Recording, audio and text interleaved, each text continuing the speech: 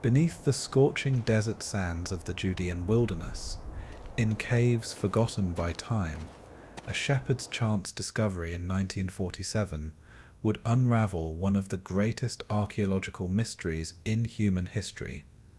The desert is a place of silence, vast, endless, and unyielding. For centuries, the winds of the Judean wilderness carried only the whispers of sand across stone, concealing stories older than kingdoms, older than empires, older even than the faiths that would one day rule half the world. Yet in the spring of 1947, when a young Bedouin shepherd cast a stone into the mouth of a shadowed cave near the Dead Sea, the silence shattered. The stone did not echo as expected. Instead, it struck pottery. The boy climbed inside, and in that darkness, by the faint light of day, he uncovered brittle scrolls, wrapped in linen, resting undisturbed for nearly 2 millennia. This single accident would ignite one of the most important discoveries of the modern age, the Dead Sea Scrolls. What followed was not simply archaeology. It was an earthquake to history, theology, and power itself. These scrolls contained ancient writings older than any Bible the world had ever known. Hidden among them were fragments of lost books, alternate versions of sacred texts, rules of forgotten sects, and apocalyptic visions that spoke of final battles between light and darkness. They were written in Hebrew, Aramaic, and Greek, and each line challenged what mankind thought it knew about Scripture, about Israel, about prophecy, and about the birth of Christianity itself. But discovery was only the beginning. For decades, a shadow war unfolded behind closed doors, a struggle between scholars, priests, and governments to control, conceal, or reveal what these scrolls contained. Why were so many documents locked away from public view for years? Why did whispers circulate that the Church itself feared their release? And what truths about Jesus, the Messiah, and the very foundation of Christianity might be buried in their fragile parchment? Tonight you will walk into the caves of Qumran. You will sit among the Essenes, the mysterious sect who preserved these scrolls in secrecy as Roman legions advanced. You will follow the scholars who pieced together fragments no larger than a fingernail, painstakingly reconstructing words last spoken before the fall of Jerusalem in 70 CE. And you will confront the controversies that erupted when those in power sought to decide which truths the world was ready to see, and which would remain hidden in silence. This is not only a story of archaeology, it is a story of faith, secrecy, and revelation. A story that begins in a desert cave and ripples across centuries to touch every believer, every skeptic, and every seeker of truth. For in these scrolls lies the echo of voices long forgotten, voices that speak not only of God, but of men, of fear, of hope, and of the unyielding human desire to preserve knowledge against the crushing weight of time. So prepare yourself. This is the entire story of the Dead Sea Scrolls, from the shepherd's stone to the hidden truths the Church doesn't teach. And before we journey together, I ask you this: what time is it where you are, and in what corner of the world are you listening to this story unfold tonight? In 1947, a young Bedouin shepherd, Mohammed Eid Dib, was navigating the stone cliffs near the Dead Sea. The sun blazed down on limestone formations that had remained undisturbed for 2 millennia. One of his goats had strayed into the labyrinth of caves. He took a stone and hurled it into the shadowy entrance of a cave. Instead of the muted impact he anticipated, he heard a shattering sound, clay cracking, pottery breaking, after centuries of quiet existence. Muhammad descended into the cave. As his vision adapted to the faint light from the opening, he saw tall clay jars arranged along the walls like ancient sentinels. Some were already broken, their contents spilled onto the cavern floor. Within these containers, encased in linen, were scrolls of parchment and papyrus. The shepherd was unable to decipher the peculiar script that covered these artifacts. Hebrew characters were arrayed across surfaces that had not been exposed to daylight since Roman times. Yet he sensed that these items possessed a significance far beyond their material form. They felt momentous, causing his hands to shake slightly as he handled them. Muhammad brought several scrolls to his encampment. His family inspected them with a mix of curiosity and apprehension. Desert dwellers know that ancient discoveries can bring both prosperity and misfortune. They opted to transport the scrolls to Bethlehem, where dealers in antiquities might provide a decent price. The merchant who initially examined these documents knew at once that they were something exceptional. The script was characteristic of a period long before the modern era. The parchment had the unique texture that only comes with extreme age. More significantly, the text itself included phrases and sections that were both familiar and distinct from established religious scriptures.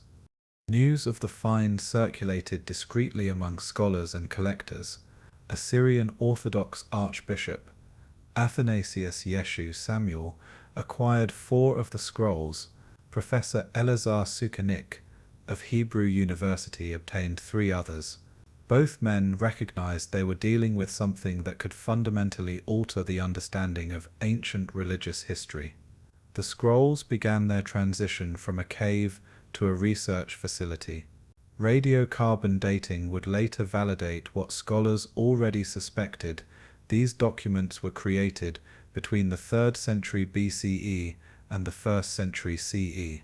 They constituted one of the most important archaeological finds of the modern era. However, as scholarly excitement grew, other influential groups began to pay attention. Religious bodies started to make cautious inquiries about the content of these texts.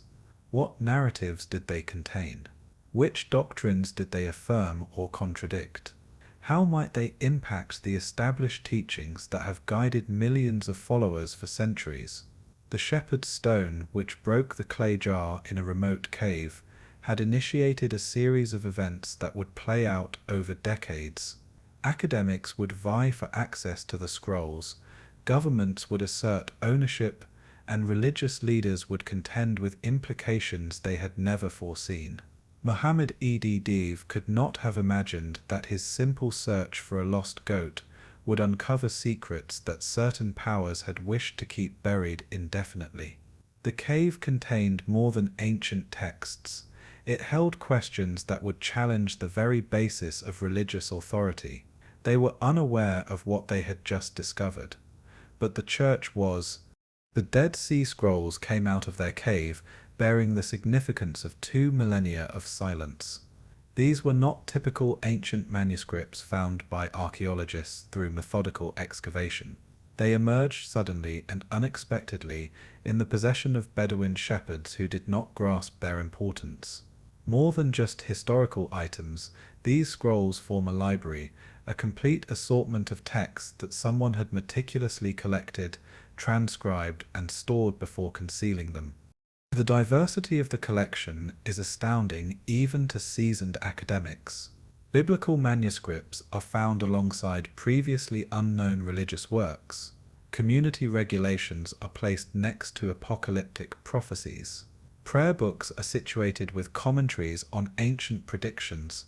The scrolls provide a glimpse into a world that existed during one of the most crucial periods in religious history. They originate from the centuries just before and during the era when Christianity was emerging from its Jewish origins. This timing makes them exceptionally valuable for understanding the development and dissemination of religious concepts. However, their significance goes beyond academic curiosity. These documents present viewpoints on faith, law, and divine will that sometimes correspond with traditional doctrines and at other times deviate significantly. They contain the voices of groups that were eventually marginalized as certain religious movements became dominant. The discovery brings uncomfortable questions to the forefront. Which account of ancient events should be deemed authoritative? What was the extent of the influence of various Jewish sects on early Christian thought? Which beliefs and customs were intentionally omitted from later religious traditions? Religious institutions found themselves confronting a challenge they had not expected in the modern age. For centuries, they had shaped the narrative of ancient faith. They had chosen which texts were to be considered sacred and which were to be forgotten. They had dictated what believers should know about the roots of their religion. The scrolls completely circumvent this traditional control. They speak directly from the past, unfiltered by later interpretations. They preserve ideas that powerful entities had reasons to suppress. They provide evidence that the evolution of religious thought was far more intricate and debated than official accounts suggest. Academic scholars immediately understood that these documents would necessitate decades of thorough study. The texts had to be photographed, transcribed, translated, and analyzed. Each scroll needed to be compared with existing writings to determine connections and influences. This work required expertise in ancient languages, religious history, and archaeological methods. Yet, even as the scholarly world geared up for this massive project, other factors started to influence the process. Political agendas began to interfere with academic ones. Religious sensitivities affected decisions about which texts would receive immediate attention. National interests played a role in how the scrolls were allocated among research bodies. The stage was prepared for conflicts that would persist for decades. Scholars would vie for access to unpublished texts. Religious leaders would strive to mitigate any potential harm to established beliefs. Governments would utilize the scrolls to bolster their own historical narratives. Beneath these overt tensions was a more profound truth. The scrolls contained knowledge that certain groups had never intended for public release. They preserved viewpoints that were supposed to remain hidden in desert caves. They questioned assumptions that have influenced religious thought for 2 millennia.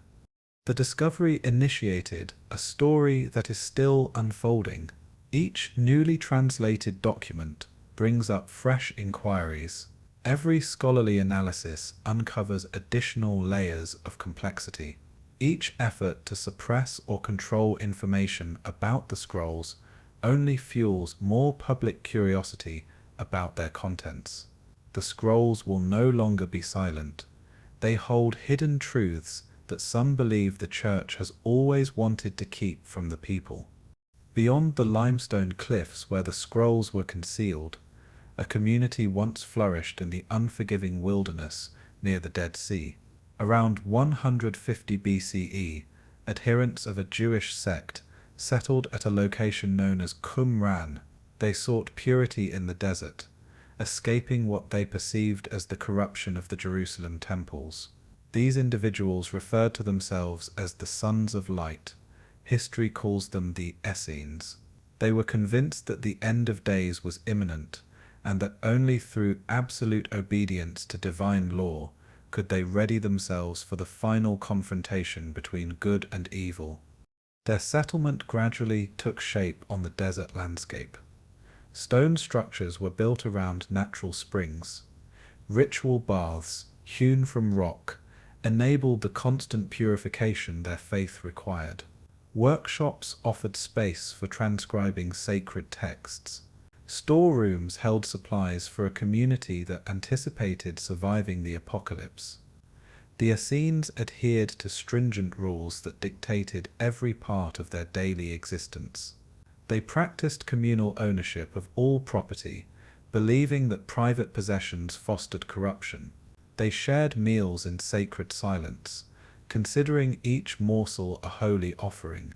They bathed several times a day to wash away both physical and spiritual impurities. New initiates endured years of preparation before being fully accepted. They studied the community's laws, engaged in ritual practices, and demonstrated their dedication through increasingly rigorous trials. Those who were successful gained access to secret doctrines that the group protected diligently from outsiders. The community's scribes were constantly at work, transcribing texts by the light of candles and oil lamps. They duplicated books of the Hebrew Bible, but also authored new works that articulated their unique beliefs. Prophetic commentaries detailed how ancient predictions were coming to pass in their own era. Rule books specified proper conduct for community members. Apocalyptic texts depicted the forthcoming cosmic battle. Their collection of writings grew annually, scroll by scroll. Each text was copied with extreme care, verified for accuracy, and stored in clay jars crafted to shield the parchment from the harsh desert environment. The community saw this endeavor as preparation for Judgment Day, when only those with true knowledge would be spared. Daily life was governed by patterns set by religious law and community tradition. Members would rise before sunrise for prayers and ritual cleansing. They toiled in gardens, workshops, and scriptoriums during the day. Evenings were for communal meals and study, where teachers would explain sacred mysteries to dedicated learners. The settlement was divided into quarters for different groups within the community. Priests occupied the highest positions of authority, followed by other members based on their spiritual progress. Novices lived apart until they were deemed worthy of full membership. Even the seating at meals was a reflection of this strict hierarchy. Women and children were part of the community, though their exact roles are less understood from the available evidence. Some texts indicate that families resided at Qumran, while others suggest the core group was celibate. The community might have comprised both married and unmarried individuals, each following different paths to the same spiritual objective. Their seclusion was not total. The Essenes kept in touch with supporters in Jerusalem and other cities. They were informed about political events and religious disputes, but remained steadfast in their belief that only in the desert could they achieve the purity required to endure the coming judgment. As the decades went by, the community became increasingly convinced that the end was near. The Roman occupation of Judea seemed to align with ancient prophecies about foreign rule. The corruption in the Jerusalem temple was seen as a sign of the final collapse of proper worship. Wars and natural disasters were interpreted as cosmic forces aligning for the ultimate showdown. The Essenes prepared accordingly. They increased their efforts in copying sacred texts, ensuring that divine wisdom would survive any impending destruction. They refined their rules for righteous living, believing that only perfect communities would make it through the tribulation. They wrote new prayers and hymns to be used in the purified temple they expected God to create after their victory. Theirs was a story of patient expectation combined with fervent preparation. They believed they were in the final days, but they also planned for a future where their preserved knowledge would guide a new world. The religious environment of ancient Judea was far more varied than most people today imagine. Numerous Jewish factions vied for influence and adherence in the centuries preceding the Common Era. Each asserted that it represented the true tradition, while labeling others as dangerous innovators or corrupt entities. The Pharisees advocated for a careful reading of written law, supplemented by oral traditions passed down through generations. They held that divine edicts needed detailed elaboration to remain relevant in changing times. This method allowed Judaism to evolve while preserving its fundamental tenets. The Sadducees were in charge of the temple in Jerusalem and the priesthood that managed its rituals. They recognized only the written scriptures as authoritative, dismissing the oral traditions cherished by the Pharisees.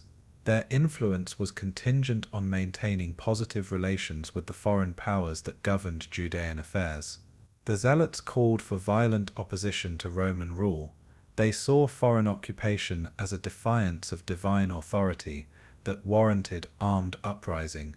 Some engaged in assassinations of collaborators and attacks on Roman officials and their allies. The Essenes dismissed all these other approaches as fundamentally flawed. They regarded the Pharisees as too accommodating to worldly matters. They saw the Sadducees as corrupt partners of the occupiers who had desecrated the temple with improper rituals. They viewed the Zealots as misguided in their tactics, even if they shared the same goal of liberation. More than just theological disagreements divided these groups. Political maneuvering influenced their stances on legal and practical issues. Economic concerns shaped their views on foreign domination. Social dynamics dictated which teachings would resonate with different segments of the population. The Pharisees found support among merchants, artisans, and others who sought religious guidance for their daily commercial activities. Their detailed legal interpretations offered practical solutions for people in a complex society. Their synagogue network established local centers for learning and worship, independent of the temple's control. The Sadducees preserved their status through collaboration with Roman authorities, who found them useful for administering Jewish affairs. Their oversight of temple sacrifices and festivals gave them significant sway over religious life throughout Judea. Their aristocratic lineage connected them to wealthy families who benefited from the existing stability. The Zealots garnered followers from the peasantry and urban poor who bore the brunt of foreign taxation and local corruption. Their call to resistance struck a chord with people who had little to lose from a violent overthrow. Their readiness to die for their cause inspired others to similar acts of sacrifice. The Essenes attracted those who sought spiritual perfection by withdrawing from a compromised society. Their promise of esoteric knowledge appealed to intellectuals who were dissatisfied with conventional religious answers. Their communal way of life provided security for those willing to give up their individual autonomy. These differences led to conflicts that were much more than academic disputes. The groups accused one another of heresy, corruption, and treason. They vied for control of synagogues, schools, and other institutions. They sought alliances with foreign powers when it suited their purposes. The Essenes saw themselves as the sole pure remnant of authentic Judaism. They considered the temple in Jerusalem to be hopelessly defiled by illegitimate priests who followed incorrect interpretations of the law. They anticipated a divine judgment that would annihilate all competing factions while validating their own righteousness. Their writings contained severe criticisms of other Jewish leaders whom they equated with biblical villains and false prophets. They formulated elaborate theories about how corruption had infiltrated religious institutions through foreign influence and internal compromise. They predicted that only their community would survive the impending apocalypse. This sectarian climate shaped the early development of Christianity in ways that become clearer through the study of the scrolls. Many ideas that are considered distinctly Christian were actually present in Judaism before Jesus' ministry. Concepts such as ritual baptism, communal meals, and a dualistic view of cosmic conflict were found in multiple Jewish groups. The boundaries between these sects were fluid, despite their mutual animosity. Individuals sometimes moved from one group to another as their beliefs changed. Ideas were exchanged across factional lines through shared texts and personal interactions. Common concerns about foreign rule and religious authenticity sometimes led to temporary alliances against external threats. Understanding this diversity helps to explain why the scrolls pose such a challenge to later religious orthodoxy. They preserve viewpoints that were eventually pushed to the margins as certain groups gained ascendancy. They document beliefs and practices that official histories have chosen to omit.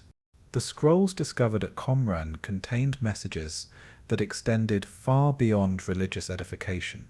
They served as a form of resistance literature, preserving critiques of political and religious authorities that their authors deemed profoundly corrupt. These writings contested not only foreign domination, but also the domestic collaboration that enabled it. Many of the scrolls directly attacked the Jerusalem temple establishment, with language that would have been considered seditious by both Jewish and Roman powers. The authors depicted the current priests as illegitimate usurpers who had contaminated sacred rituals through improper conduct and foreign interference. One text labels the official priesthood as sons of darkness who serve evil instead of divine will. Another calls the temple sacrifices abominations that provoke God's anger rather than earning his favor. These were not mere theological disputes, but direct assaults on the institutions that were the bedrock of Jewish religious and political life. The scrolls also held coded allusions to contemporary political figures, which scholars are still debating. Names like the wicked priest and the man of lies appear to refer to specific leaders whom the authors saw as enemies of righteousness. The Kittim likely signifies the Romans, described as a foreign power bringing destruction and tyranny. Beyond their criticisms, the scrolls proposed alternative models for religious and social structures. They described communities where resources were shared equally, decisions were made by the group, and leadership was determined by spiritual worth, rather than birthright or political appointment. These principles were in direct opposition to the hierarchical systems that prevailed in both Jewish and Roman societies. The idea that common people could organize themselves based on divine law, without regard to established authorities, was a fundamental challenge to the existing power dynamics. The scrolls maintained detailed regulations for community governance that limited individual power, while maximizing collective accountability. Leaders had temporary terms and could be removed for wrongdoing. Decisions were made by consensus, not by decree. Even punishments were administered by group processes rather than individual whim. The economic systems described in the scrolls were based on similar principles. Members pooled all their personal assets into common funds, managed by elected officials. The distribution of resources was based on need, not status or contribution. Work duties were rotated to prevent the formation of permanent class distinctions. These were not just theoretical ideals, they were practical arrangements that the Qumran community put into practice. Archaeological findings confirm that the settlement had workshops, storage areas, and meeting halls designed for a collective lifestyle. The lack of luxury goods or evidence of individual wealth accumulation supports the textual descriptions of economic equality. The scrolls also included apocalyptic literature that foretold the violent overthrow of the current religious and political order. They depicted cosmic battles between the forces of light and darkness, which would lead to the destruction of existing institutions and the establishment of divine rule. These visions were not passive hopes for divine intervention, but active preparations for participation in the coming conflicts. The texts contain detailed descriptions of military organization, weaponry, and battle strategies, suggesting that the authors expected to fight in, rather than simply observe, the apocalypse. The War Scroll provides extensive instructions for organizing an army of the righteous that would aid angelic forces in defeating earthly and spiritual adversaries. It details troop formations, signaling systems, and ceremonial protocols for conducting a holy war against corrupt opponents. Such materials would have been viewed as seditious by Roman authorities, who saw apocalyptic movements as potential sources of insurrection. They would have also alarmed Jewish leaders who favored accommodation with foreign rule over the risks of a violent confrontation. The preservation of these texts required significant courage from the community members, who knew that possessing such materials could lead to severe penalties. The decision to hide the scrolls in desert caves, rather than destroying them, indicates that the authors believed their messages would one day find a receptive audience. The scrolls, therefore, represent more than just religious literature. They document a sustained critique of political and religious authority that their authors considered fundamentally illegitimate. They preserve alternative visions for social organization that challenged basic assumptions about power and hierarchy. Their discovery in the modern era has created similar challenges for religious institutions that prefer not to acknowledge the extent of ancient diversity within the Jewish and early Christian traditions. The scrolls demonstrate that resistance to established authority has deep roots in religious history. Creating the library hidden at Qumran was a task that required extraordinary dedication and sophisticated organization. The community's scribes worked for generations to gather, copy, and preserve texts that they believed held essential knowledge for surviving the end of days. The physical production of the scrolls demanded specialized skills and materials that were not readily available in the desert. The scribes needed parchment made from carefully treated animal skins, inks mixed according to precise formulas, and writing tools crafted for detailed work on delicate surfaces. The preparation of the parchment began with the selection of suitable animal hides that would provide smooth and durable writing surfaces. The skins went through weeks of treatment, including soaking, scraping, stretching, and chemical processing, to remove hair and fat while maintaining flexibility and strength. The production of ink required a knowledge of chemistry that the scribes guarded as trade secrets. The best inks combined carbon black with plant-based binders that would resist fading over centuries. Some texts were written with metallic inks, which offered greater permanence but required more expensive materials. The scribes themselves were the intellectual elite of their community.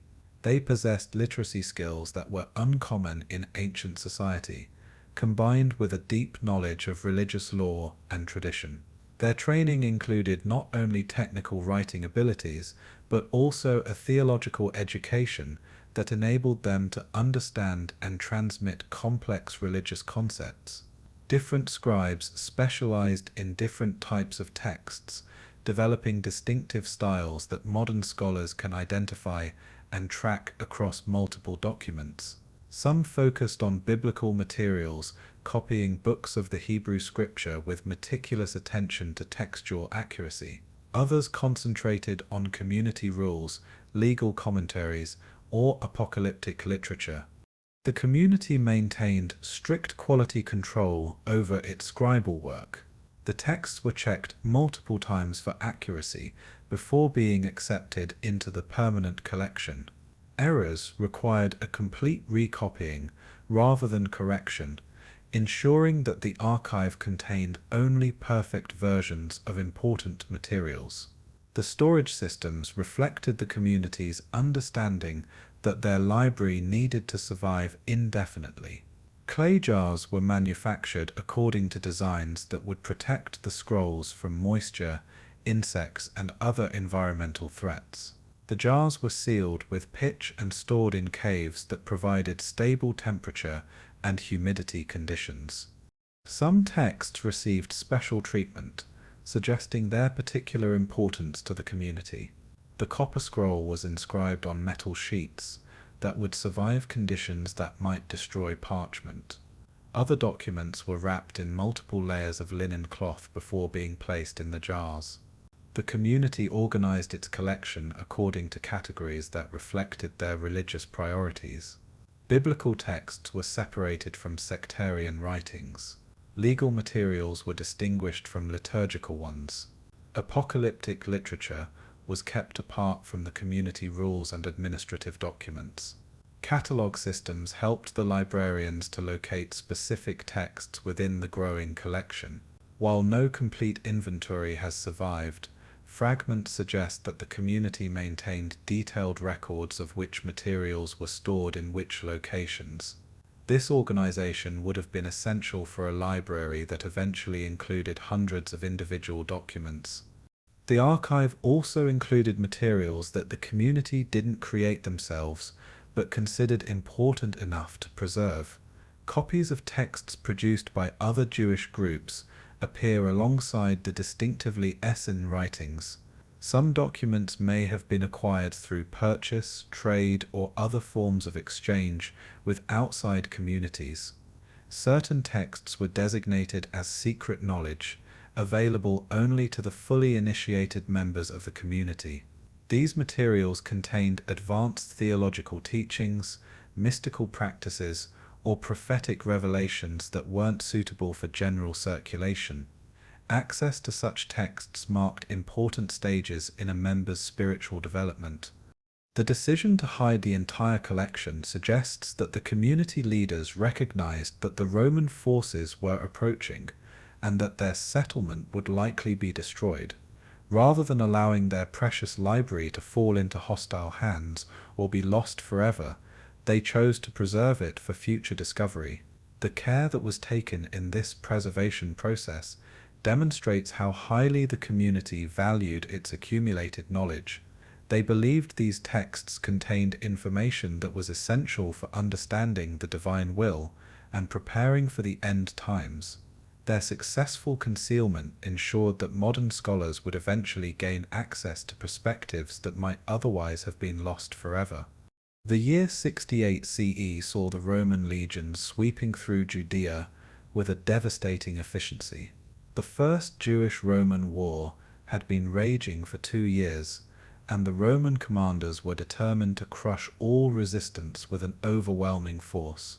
No settlement, no matter how remote, would be allowed to serve as a refuge for the rebels. Archaeological evidence tells the story of Qumran's final days through the layers of ash, broken pottery, and hastily abandoned possessions. Coins that were found in the ruins date to the 4th year of the revolt, providing a precise timeline for the community's destruction. The pattern of the damage suggests a deliberate assault rather than a gradual abandonment. The Roman forces approached from multiple directions, cutting off the escape routes and ensuring that no residents could flee to warn other settlements. The attack came swiftly, giving the community little time to prepare its defenses or to evacuate its valuable possessions. Most of the buildings show signs of fire damage that are consistent with a systematic destruction. The Essenes had never been warriors in the conventional sense. Their preparations for a cosmic battle involved spiritual purification and ritual practice rather than military training. When they were faced with the Roman professionals, they had little hope of mounting an effective resistance. Yet, someone in the community had prepared for this possibility. The systematic hiding of the scrolls in the nearby caves suggests advanced planning rather than a desperate improvisation. The care that was taken to seal the jars and to protect the documents indicates that the community leaders expected their settlement to be destroyed, but hoped their library might survive. The process of concealing the scrolls must have required a considerable amount of time and effort. The heavy clay jars, filled with the precious documents, needed to be transported to the remote caves and carefully positioned to avoid detection. The work would have required multiple trips by several people, working under extreme time pressure. Some scholars suggest that the community had been preparing for this eventuality for months or even years. The Roman forces had been operating throughout Judea, destroying any settlements that were suspected of supporting the rebels. The Essenes would have known that their isolation provided only a temporary protection.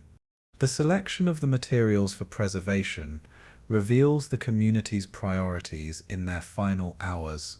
The biblical texts were saved alongside the sectarian writings, suggesting that both were considered equally important for future generations.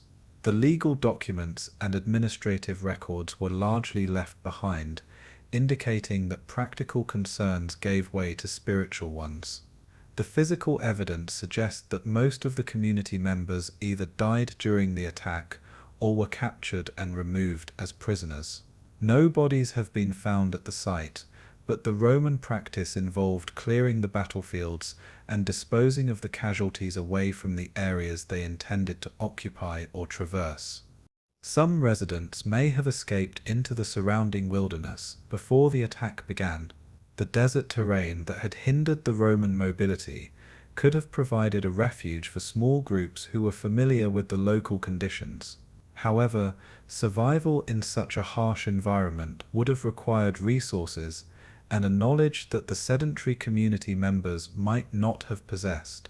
The fate of the escaped Essenes remains one of history's mysteries.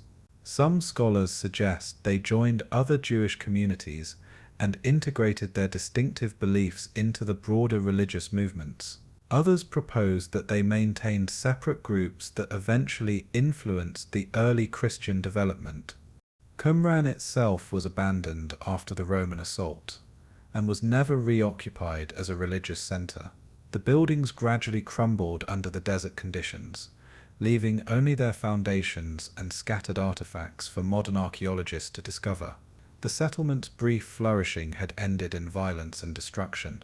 The community's careful preservation of their library proved to be more successful than their attempts to preserve their physical presence.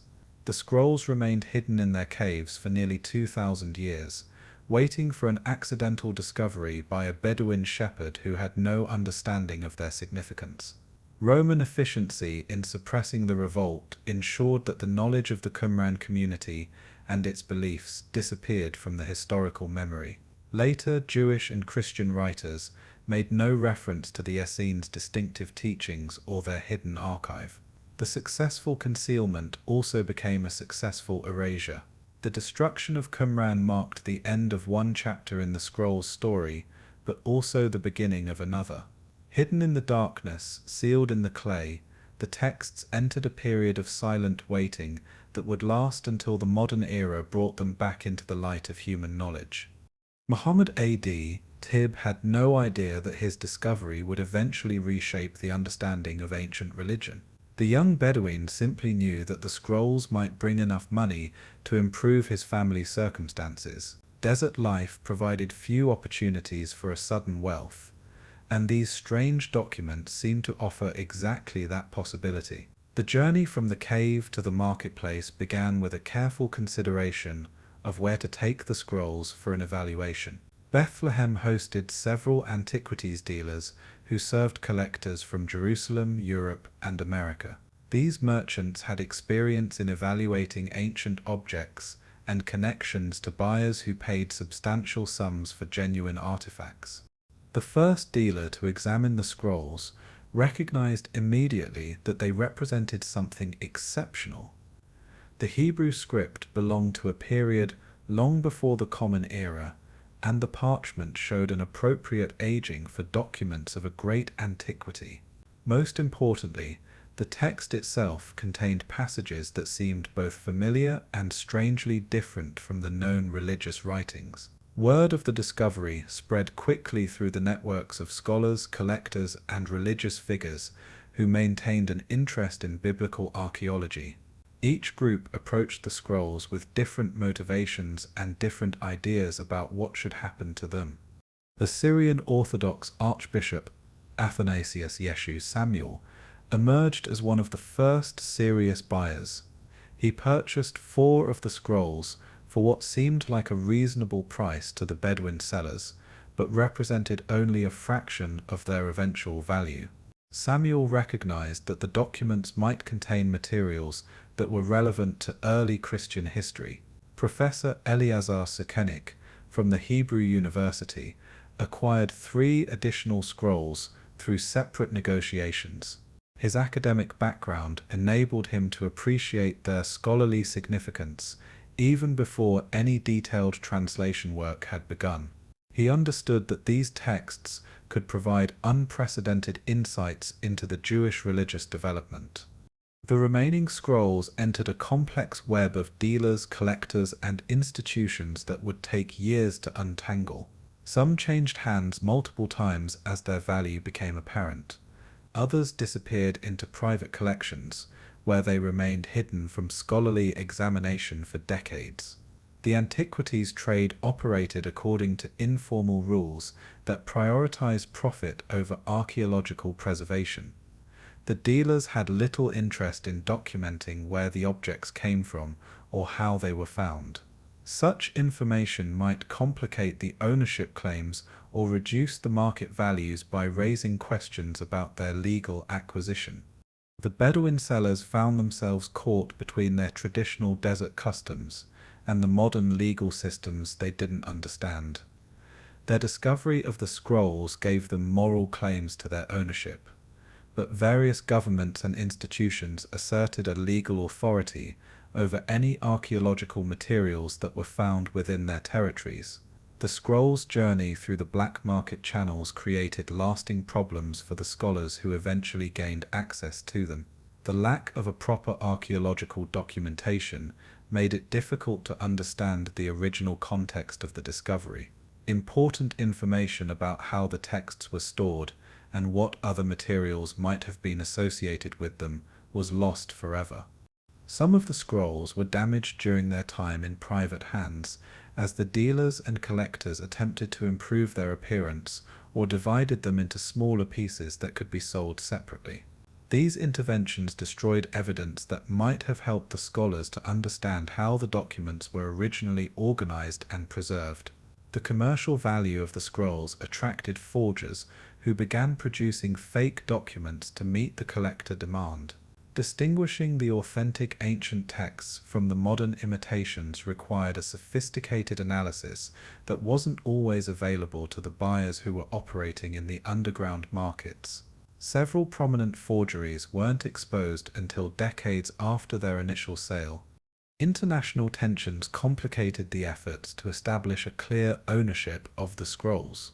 The 1947 discovery occurred during the final months of the British Mandate for Palestine, just before the establishment of Israel and the First Arab-Israeli War.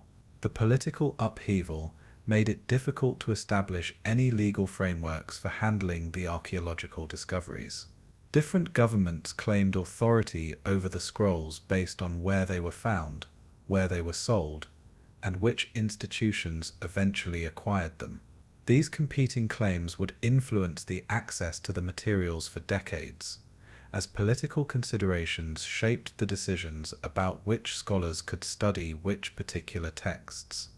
The involvement of the religious institutions added another layer of complexity to the ownership questions.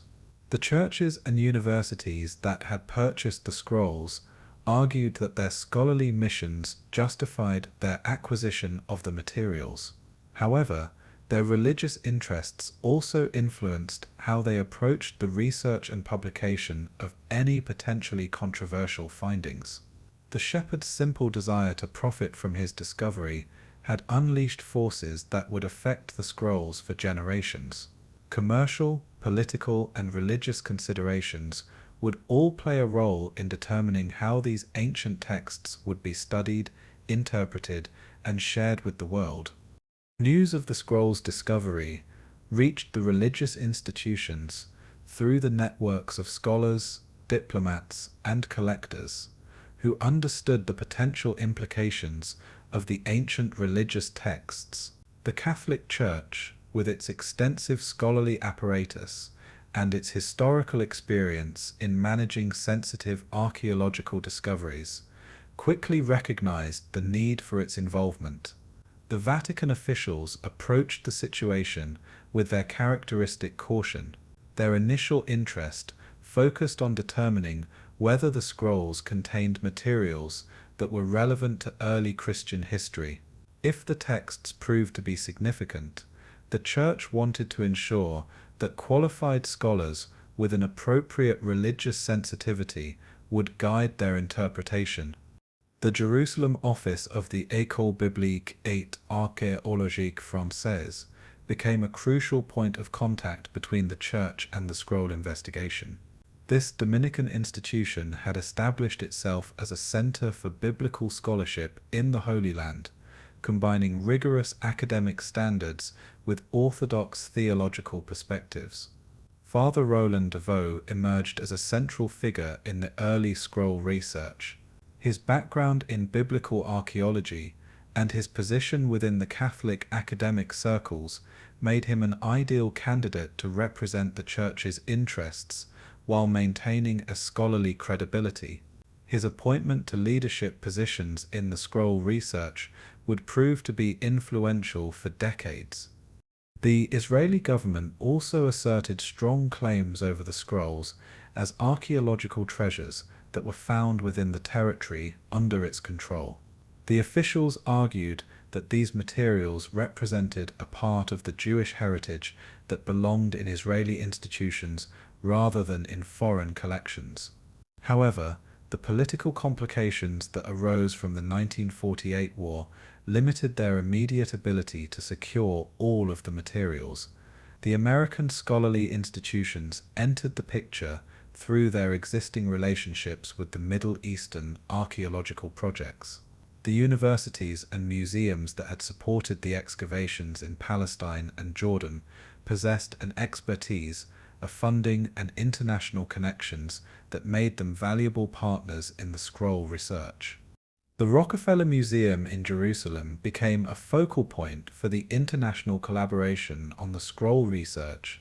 Originally established during the British Mandate, the museum provided a neutral ground where scholars from different countries and institutions could work together on the materials that might otherwise have become the subjects of a political dispute.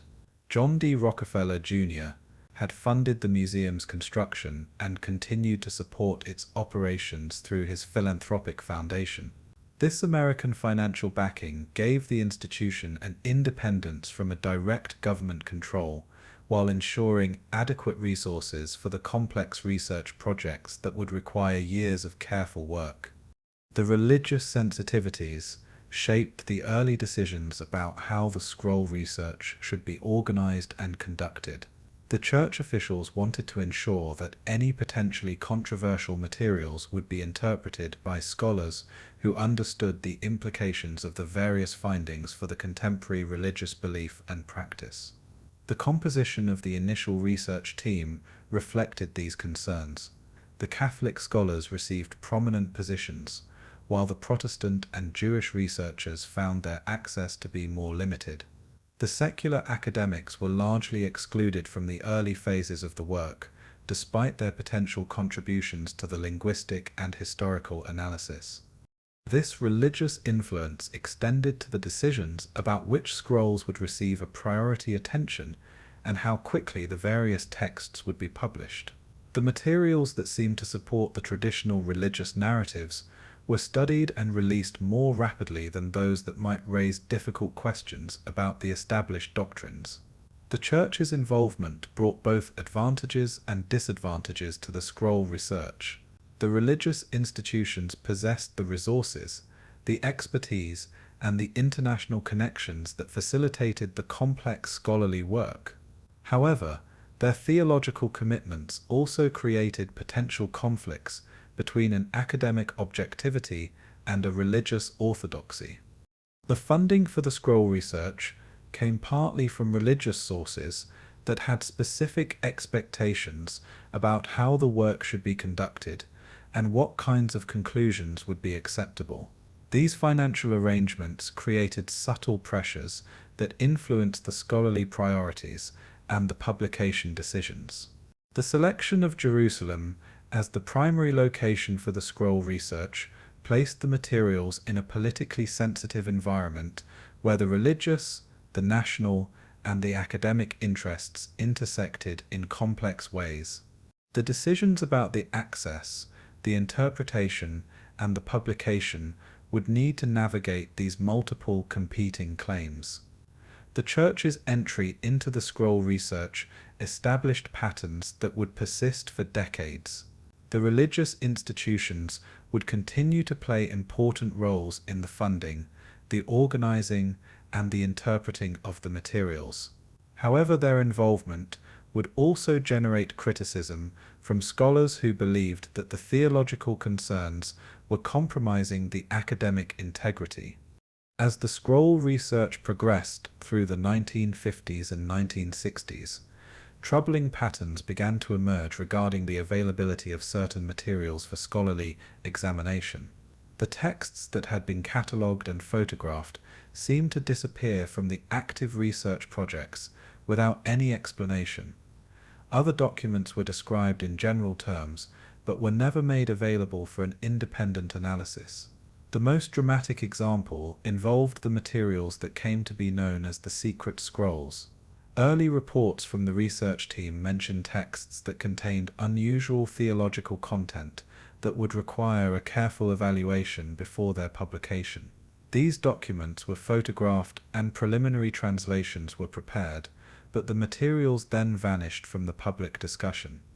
Rumors circulated within the academic circles about scroll fragments that contained passages that challenged the traditional biblical narratives. Some stories described texts that presented alternative accounts of the events that were described in the canonical scriptures. Others mentioned materials that suggested connections between the Jewish sectarian movements and the early Christian groups. The research team developed a classification system that seemed designed to limit the access to any potentially controversial materials.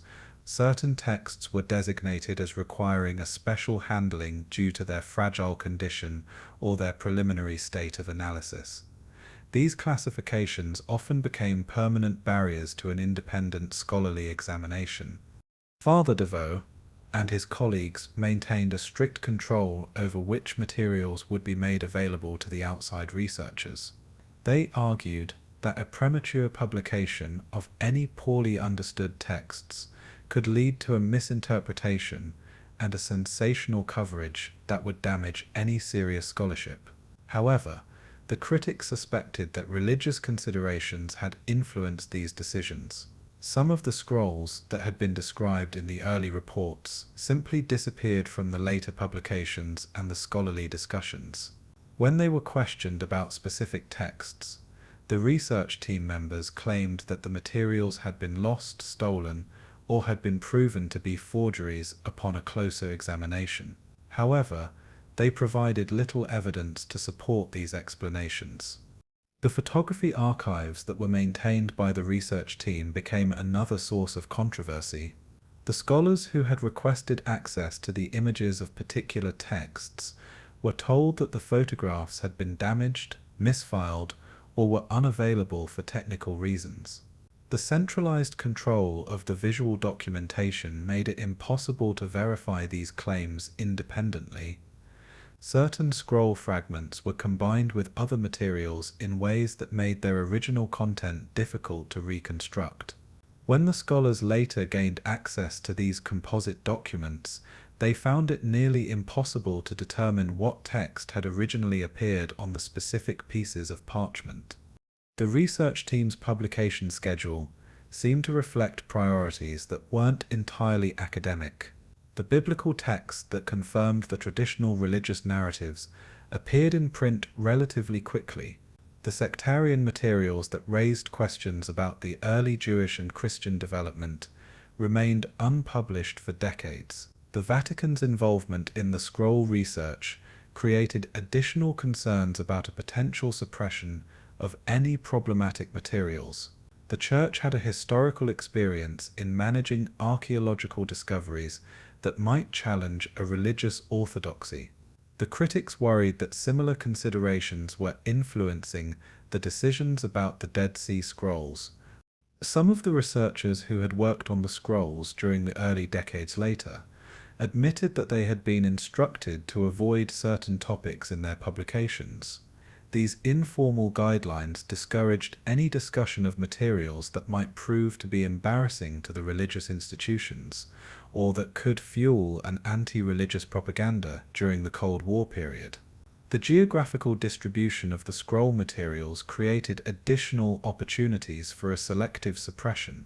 The fragments were scattered among institutions in Jerusalem, Europe, and America, making it difficult for any single scholar to gain access to the complete texts. This fragmentation also made it harder to detect when materials were being deliberately withheld from an examination. The private collectors who had acquired the scroll fragments during the earlier years after their discovery sometimes refused to make their materials available for a scholarly study. These individuals had paid substantial sums for the ancient documents and were reluctant to allow an access that might reduce their commercial value or raise questions about their ownership. The development of carbon dating and other scientific analysis techniques created new opportunities for a scroll authentication, but also new reasons for certain parties to limit the access to the materials. Any tests that might prove the documents were forgeries or had been altered could destroy both the scholarly reputations and the substantial financial investments. The language barriers provided another mechanism for controlling the access to the scroll's contents. Many of the potentially significant fragments remained untranslated for decades because the qualified linguists were denied access to the materials. When the translations were eventually prepared, they sometimes differed significantly from the earlier descriptions of the same texts. The establishment of Israel as an independent nation created new political dynamics around the scroll's ownership and access. The Israeli authorities wanted to ensure that any materials that represented the Jewish heritage would be properly preserved and interpreted.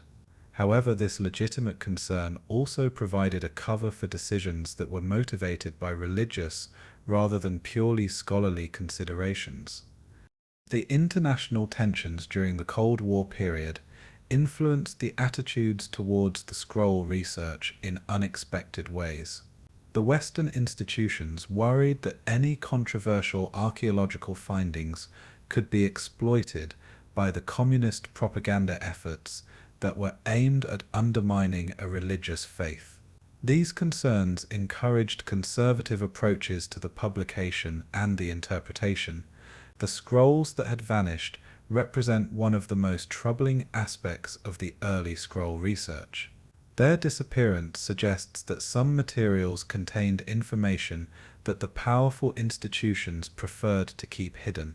The loss of these texts impoverished the scholarly understanding of the ancient religious development and raised lasting questions about the academic integrity in the biblical archaeology.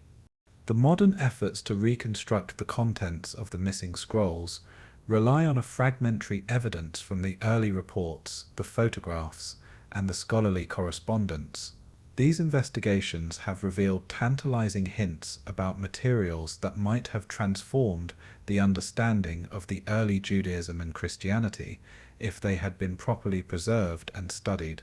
The pattern of a selective suppression that was established during the early decades of the scroll research created a climate of suspicion that continues to influence the field today.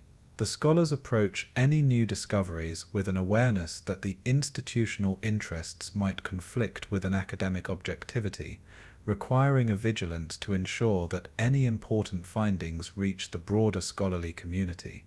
Picture a room in Jerusalem's Rockefeller Museum. The sunlight filters through the dusty windows, casting shadows across the wooden tables where the ancient fragments rest under glass. 8 men sit around these tables, with their magnifying glasses in hand, their faces illuminated by the glow of the desk lamps. They work in silence, carefully cataloguing, translating, and deciphering. This scene repeats itself day after day, year after year. The same 8 faces, the same quiet room, and the same ancient secrets that are locked away from the world. These men called themselves the International Team. The world would come to know them differently. They became the gatekeepers of humanity's most precious manuscripts, the guardians of a knowledge that belonged to everyone but was shared with no one. Their monopoly would stretch across decades, turning a scholarly collaboration into an academic feudalism. Roland de Vogue led this scholarly brotherhood, a Dominican priest with sharp eyes and an even sharper sense of control. He understood something fundamental about power. Information that is withheld becomes more valuable than information that is shared. Each fragment he kept locked away grew in its mystique, in its importance, and in the desperation that others felt to see it. The team operated under a simple principle. Only they could read the scrolls, only they could interpret their meaning, and only they could decide when the world was ready for what these ancient texts contained. They parceled out the fragments like precious coins, doling out just enough to maintain their reputations, while keeping the vast majority hidden in their filing cabinets and storage boxes. The years turned into decades. The graduate students grew old, waiting for an access to the text that might transform their careers. The scholars in the universities across the globe submitted requests that vanished into a bureaucratic silence. The scrolls had been rescued from the caves in the desert, only to disappear into a different kind of darkness, buried beneath the layers of an academic protocol and a religious caution. The team justified their approach with reasonable-sounding explanations. These texts required a careful study. A hasty publication might lead to errors, the fragments were fragile, and the translations were complex. Each excuse carried enough truth to seem plausible, enough doubt to deflect any criticism. But beneath these explanations lay something deeper, more troubling. Some of the scrolls challenged the fundamental assumptions about the biblical history. Others contained theological ideas that the mainstream Christianity had rejected centuries ago. The longer these texts remained hidden, the less disruption they might cause to the established religious doctrine. The team became the unwitting servants of an institutional comfort, protecting the churches and the synagogues from the difficult questions their congregations might ask. John Strugnell inherited the leadership when de Vogue passed away. Where de Vogue had been cautiously controlling, Strugnell proved to be almost possessive. He spoke of the scrolls as if they belonged to him personally, as if the decades of study had granted him some kind of ownership over the ancient wisdom. His interviews grew increasingly defensive, his explanations more strained. The scholarly world began to stir with frustration. The conferences buzzed with whispered complaints, and the academic journals published pointed editorials that questioned why these crucial texts remained inaccessible. The very scholars who should have been collaborating found themselves locked in an adversarial relationship with the team that controlled their field's most important discoveries. Meanwhile, the fragments continued their slow decay. Each passing year took its toll on the ancient parchment and papyrus. Some pieces crumbled beyond recognition, while they were still locked away from an examination. The irony was heartbreaking. The texts that had survived for 2,000 years in the desert caves were deteriorating in a climate-controlled storage because too few eyes were allowed to study them. Too few minds were permitted to preserve their contents. The monopoly created a strange dynamic in the Dead Sea Scroll scholarship. Knowledge became a currency, access became a privilege, and secrecy became a standard procedure. The young researchers learned to navigate a system where their progress depended not on their merit or their insight, but on their political connections and their institutional affiliations. The pursuit of truth was transformed into a game of academic politics. The religious institutions watched nervously from the sidelines. The Catholic Church, having witnessed how the archaeological discoveries had complicated the biblical interpretation in the past, preferred the scrolls to remain in careful, controlled hands. The Protestant denominations, the Orthodox communities, and the Jewish organizations all had their reasons to appreciate the team's cautious approach. A controversy that was avoided was often better than a truth that was revealed, but the pressures were building that would eventually crack this scholarly fortress. The technology advanced, making the photography and the reproduction easier. The international academic standards evolved, emphasizing a collaboration over a hoarding. Most importantly, a new generation of scholars emerged who refused to accept the old system's limitations. The team had created their own trap. By claiming an exclusive expertise, they had made themselves indispensable. By withholding the access, they had made that access incredibly valuable. By promising an eventual publication, they had created expectations that grew more demanding with each passing year. The very success of their monopoly contained the seeds of its eventual destruction. Late at night, in the Rockefeller Museum, when the building fell silent and the tourists had gone home, those 8 scholars continued their work. They bent over their fragments, translating slowly, carefully, and possessively. They had no idea that outside their controlled environment, forces were gathering that would soon tear their careful system apart. The age of the academic monopoly was ending, though they didn't know it yet. The scrolls waited patiently in their storage boxes, as they had waited in their caves. But their silence would not last much longer. The rebellion began quietly, as most revolutions do.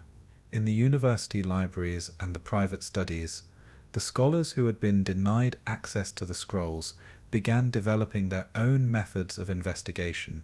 They couldn't examine the original fragments, but they could study the little that had been published. They could analyze the photographs, compare the translations, and piece together the clues from the fragments of information that had leaked out over the years. These academic rebels operated like intelligence analysts during a wartime, gathering the scattered pieces of evidence and assembling them into larger pictures. They photographed the exhibition displays when the scrolls went on a rare public showing. They memorized the details from the brief scholarly presentations, and they cultivated relationships with anyone who might have glimpsed the hidden materials. Jezza Vermeers emerged as one of the most persistent challengers to the team's monopoly. Working at the Oxford University, he possessed both the scholarly credentials to demand an access and the stubbornness to keep demanding when others had given up. His requests for a permission to study the scrolls were politely declined year after year. So, he changed his approach entirely. Vermeers began reconstructing the scroll's contents from the outside in. He studied every published photograph with a microscopic attention. He analyzed the writing styles, the dialect patterns, and the theological themes that appeared in the few texts the team had released. Slowly and methodically, he built a comprehensive understanding of the Qumran literature without ever touching the original manuscripts. His persistence paid off in unexpected ways. Vermeers discovered that the team's published translations contained inconsistencies, gaps, and occasionally what appeared to be deliberate omissions. The passages that should have continued were cut short, and the references to other texts were left unexplained. The careful scholar began to suspect that important material was being withheld, not for academic reasons, but for theological ones. Meanwhile, in California, a computer scientist named Ben Zion Wacholder was approaching the same problem from a completely different angle. Wacholder understood something that the traditional scholars had missed. The team had published a concordance, an index of the words and phrases that appeared in the unpublished scrolls. This concordance was meant to help the scholars to reference the hidden texts without actually reading them.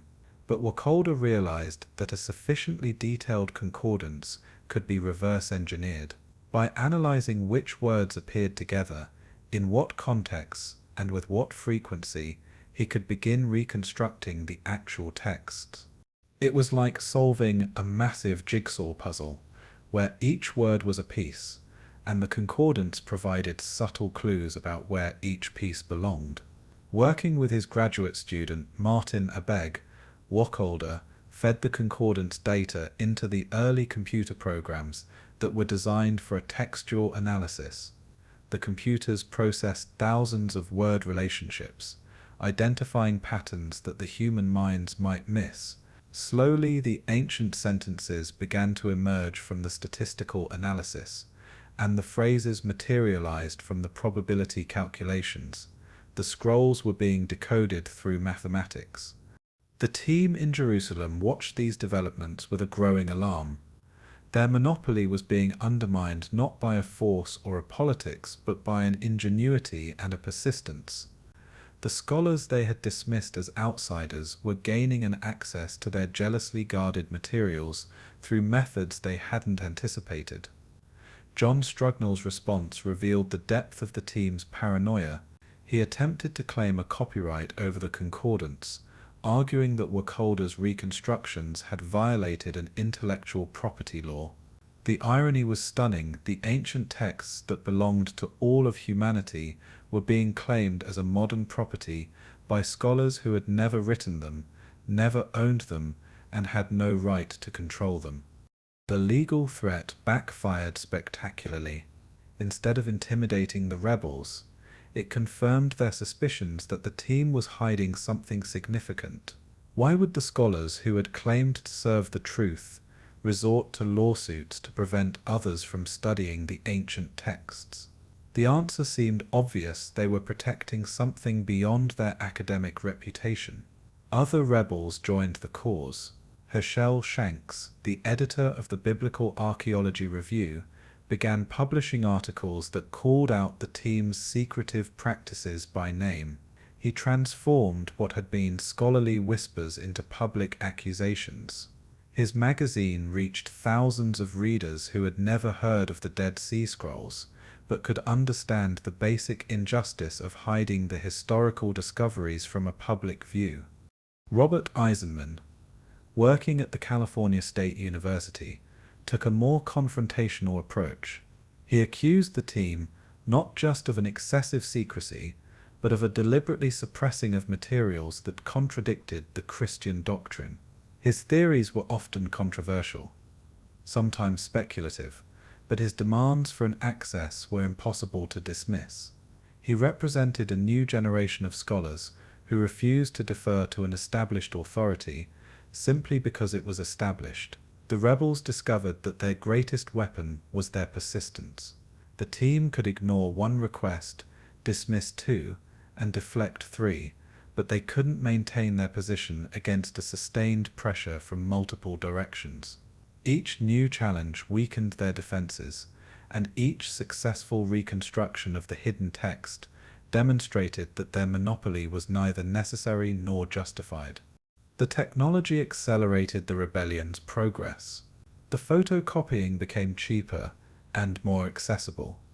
The fax machines allowed an instant communication between the scholars on different continents, and the computer databases made it possible to cross-reference enormous amounts of information quickly and accurately. The tools that could break open the team's secrecy were becoming available to anyone with a sufficient motivation. The team tried to adapt, offering a limited access to selected scholars in exchange for their promises not to publish without a permission.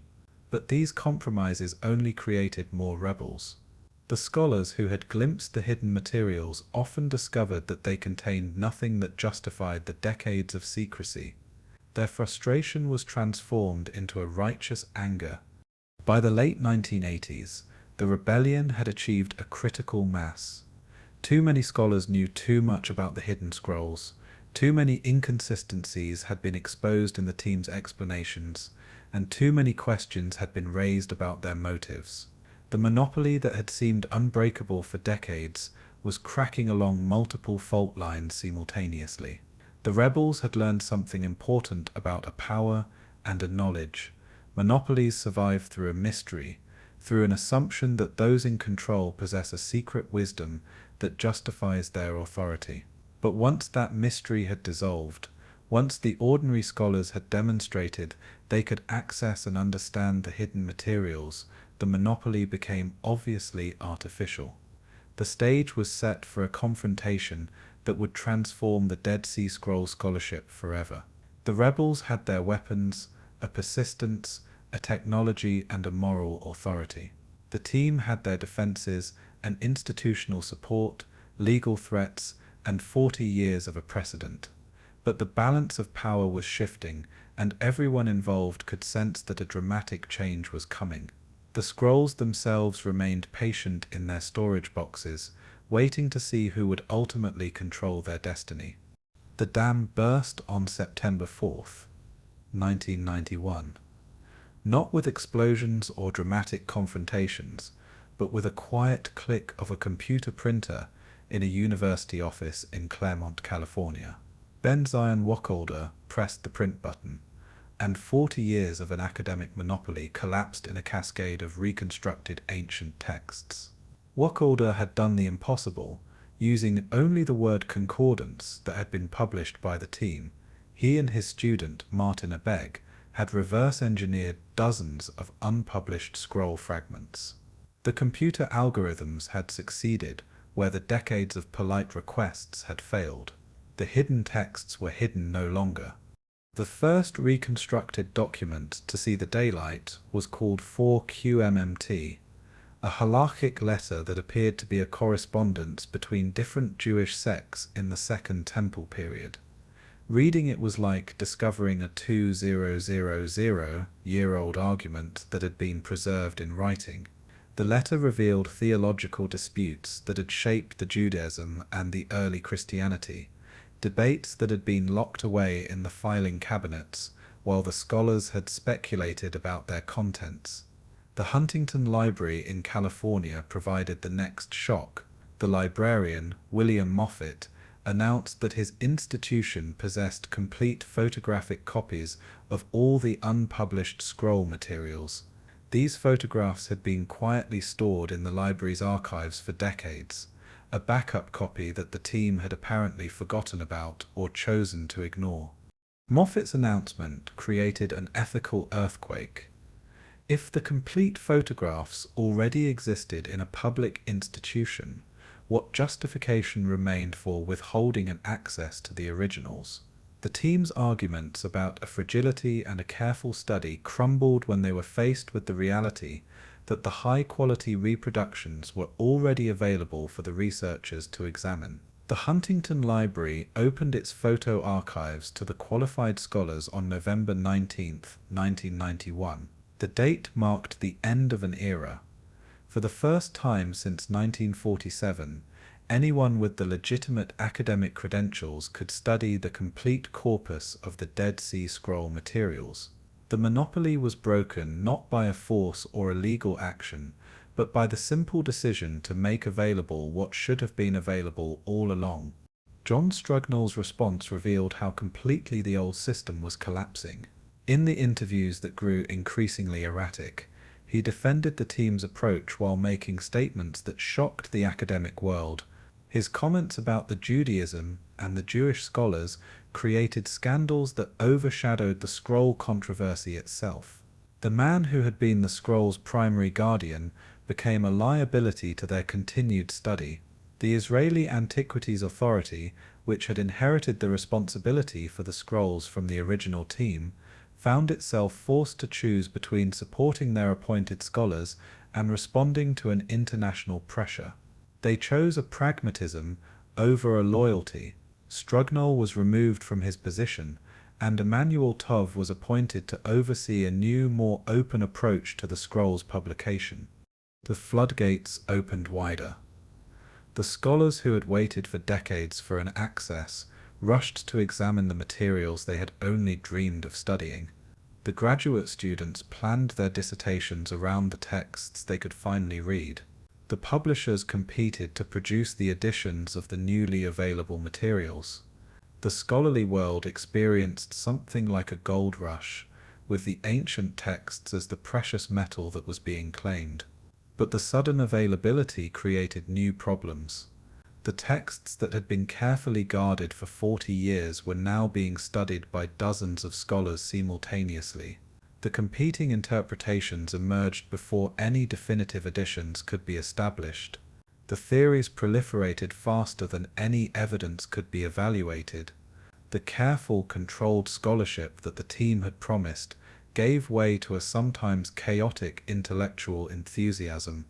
The media discovered the story and transformed it into something larger than an academic politics. The newspapers and the magazines wrote about the forbidden gospels and the suppressed secrets, often exaggerating the theological implications of the texts that were interesting but hardly revolutionary. The scrolls became the symbols of an institutional cover-up, even when the reality was more mundane than mysterious.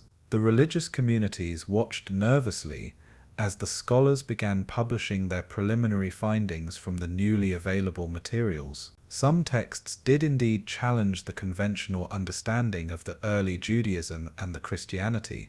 Others confirmed the traditional interpretations. Most fell somewhere in between, adding a nuance and a complexity to the historical questions without providing any simple answers. The Vatican issued careful statements that emphasized that the Catholic doctrine was not threatened by the archaeological discoveries. The Protestant denominations largely ignored the controversy, trusting that their theological foundations were secure, regardless of what the ancient texts might contain. The Jewish communities showed more interest, recognizing that these materials provided an unprecedented insight into their ancestors' beliefs and practices. The legal battles that followed revealed how completely the landscape had changed. The team attempted to assert a copyright over their translations and interpretations, but the courts generally sided with the scholars who had argued for an academic freedom and a public access to the historical materials. The principle that the ancient texts belonged to the humanity, not to their modern interpreters, gained a legal recognition. Emmanuel Tove's new publication project moved with an impressive speed. What the original team had failed to accomplish in 40 years, the new international consortium completed in less than a decade. The discoveries in the Judean Desert series finally provided complete scholarly editions of all the scroll materials. The work was careful, thorough, and most importantly, available to everyone. The transformation affected more than just the Dead Sea Scroll scholarship. The controversy established new expectations for how the archaeological discoveries should be handled. The international agreements now typically require a rapid publication of the findings. The scholarly communities developed stronger mechanisms for challenging an excessive secrecy. The monopoly that had controlled the scrolls could never be recreated under the modern academic standards. Some members of the original team adapted successfully to the new environment. Others remained bitter about losing their exclusive access to the materials they had considered their personal domain. The scholarly community learned important lessons about the dangers of concentrating too much authority in too few hands, even when those hands belonged to respected experts. The scrolls themselves finally began receiving the broad scholarly attention they deserved. Freed from the constraints of a monopolistic control, the research flourished in unexpected directions. The computer analysis revealed statistical patterns in the texts. The archaeological evidence was re-examined in the light of the newly available materials, and the theological debates that had been theoretical became grounded in an actual textual evidence. The 1990s leak transformed the Dead Sea Scrolls from jealously guarded secrets into shared scholarly resources. The change came almost overnight, decades later than it should have, but it was complete and irreversible. The scrolls had waited patiently through their long captivity, and they were finally free to tell their stories to the world. The newly liberated scrolls began speaking, and their voices carried messages that explained the decades of a nervous secrecy. These weren't just ancient documents that were gathering dust in the storage boxes. They were a theological dynamite containing ideas that challenged the fundamental assumptions about the Judaism, the Christianity, and the development of the biblical religion. The community rule emerged as one of the most startling discoveries.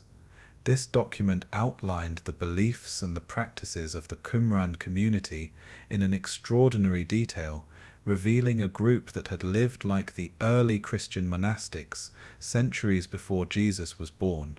They had shared their property communally, they had practiced a ritual baptism, and they had celebrated sacred meals with a bread and a wine. The parallels to the Christianity were unmistakable and deeply unsettling to the scholars who had assumed these practices had originated with Jesus and his followers. More disturbing was the document's dualistic theology. The community rule described a universe that was divided between the forces of a light and a darkness, with the humans caught in an eternal struggle between a good and an evil. This wasn't the nuanced monotheism of the mainstream Judaism, but something closer to the Persian religion of Zoroastrianism. The implications were staggering. If the Jewish groups were already embracing the dualistic ideas before the Christianity had emerged, then the Christian theology might be less revolutionary and more derivative than anyone had imagined. The Damascus document revealed even more uncomfortable truths. This text described a group that was called the New Covenant, led by a figure that was known as the Teacher of Righteousness. The teacher had been persecuted by the religious authorities, particularly a figure that was called the Wicked Priest. He had gathered faithful followers who had awaited a divine vindication and the establishment of God's kingdom on the earth. Sound familiar? The parallels to Jesus' story were impossible to ignore, but they had predated the Christianity by at least a century.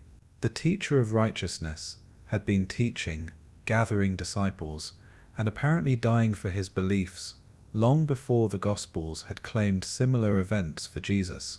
Some scholars began wondering whether the Christian story was original, or whether it had followed a template that had already existed in the Jewish sectarian literature.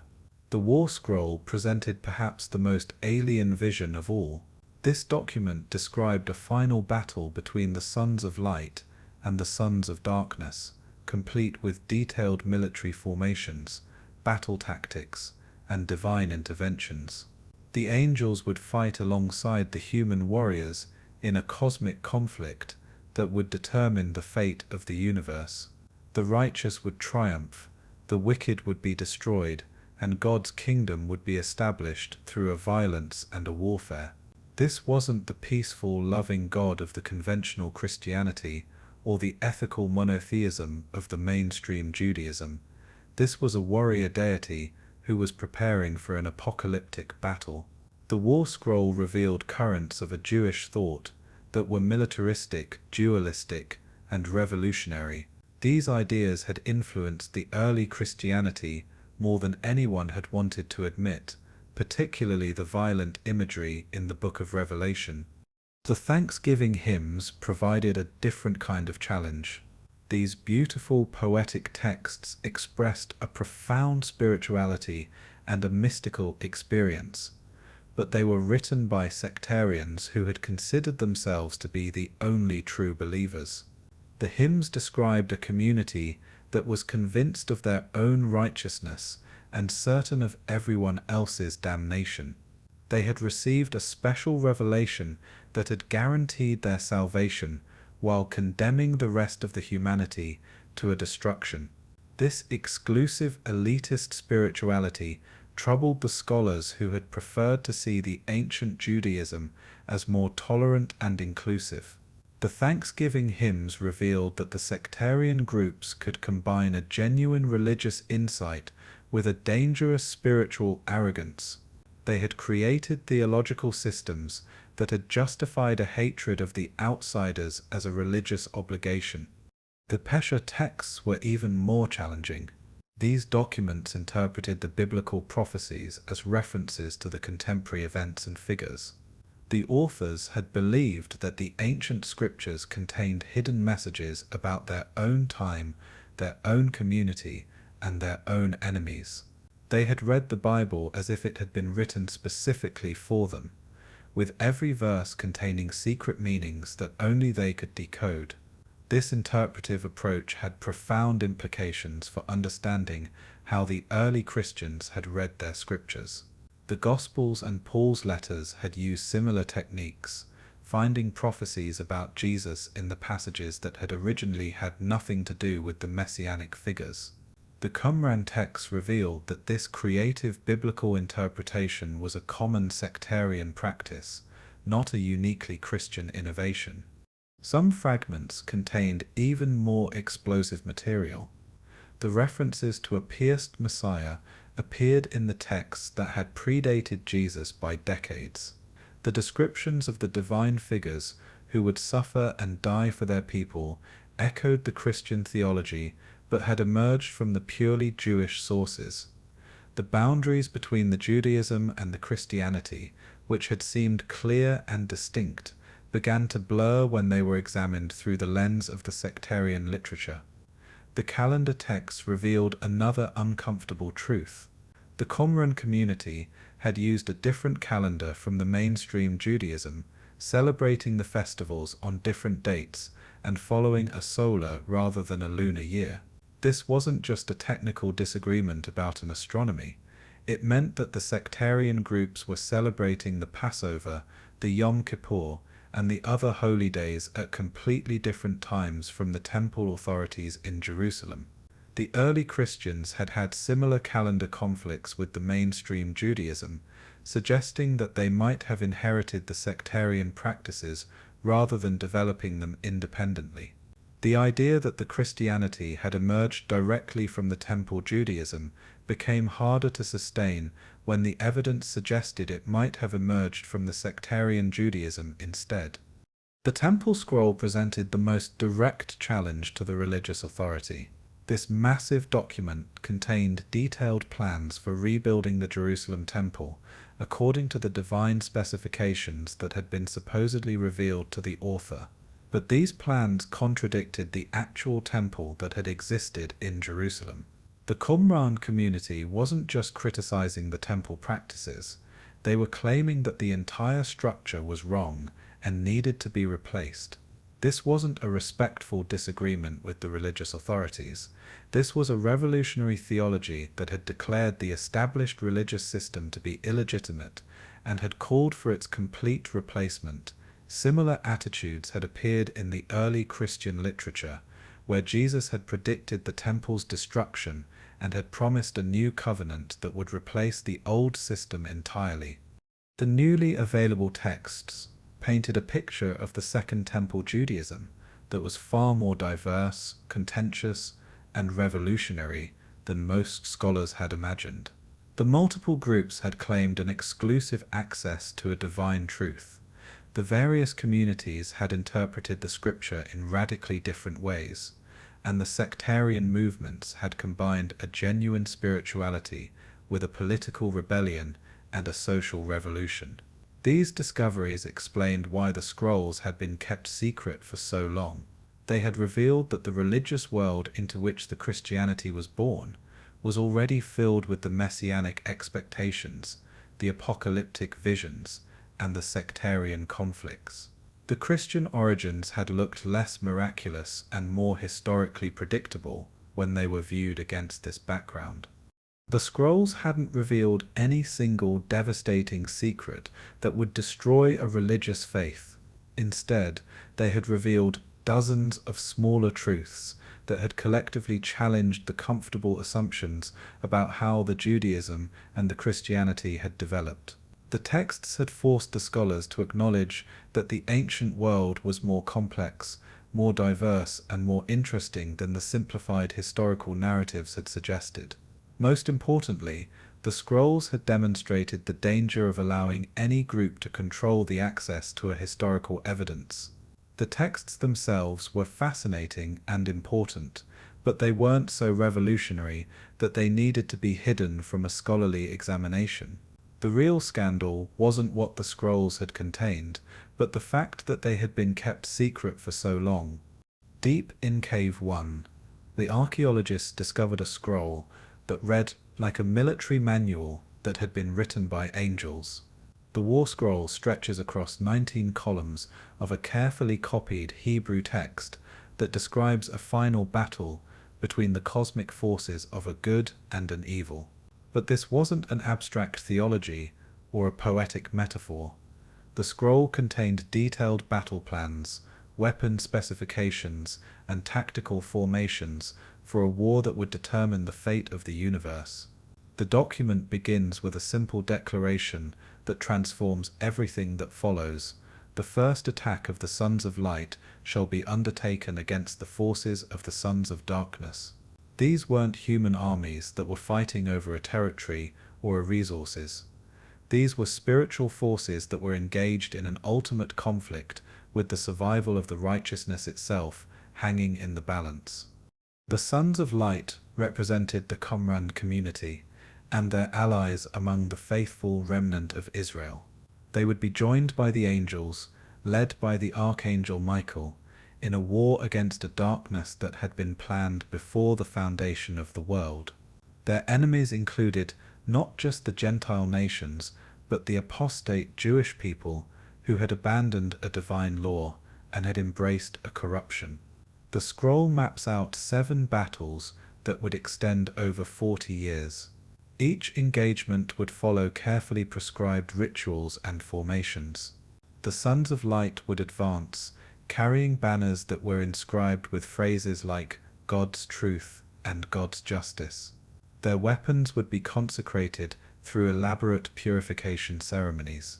Even their military formations would follow patterns that reflected a divine order and a cosmic harmony. The first 3 battles would end in a stalemate. The Sons of Light would win some engagements, and the Sons of Darkness would win others. This wasn't a divine weakness, but a divine strategy. The early conflicts would test the faithful, purify their commitment, and demonstrate that a victory required more than a human effort. Only when the righteous had proven their worthiness would a divine intervention guarantee a final triumph. The scroll describes a weapons technology that blended a practical military knowledge with a mystical speculation. The swords would be forged according to specifications that included not just a metallurgy, but also spiritual principles.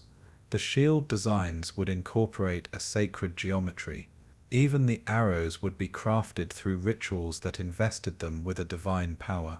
The war would be fought with physical weapons that were charged with a spiritual energy. The military formations receive an equally detailed attention.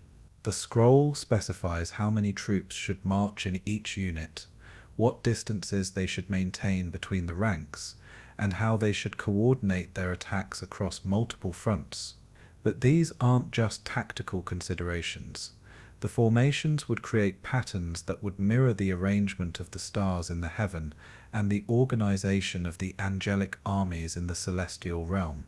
The priests would accompany the warriors into the battle, carrying trumpets that would sound signals that would coordinate both the human and the angelic forces.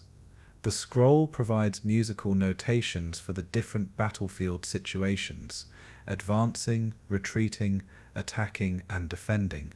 The sacred music would unite the earthly and the heavenly armies in a synchronized combat against the forces of a darkness. The document reveals that the Qumran community had expected this war to begin soon.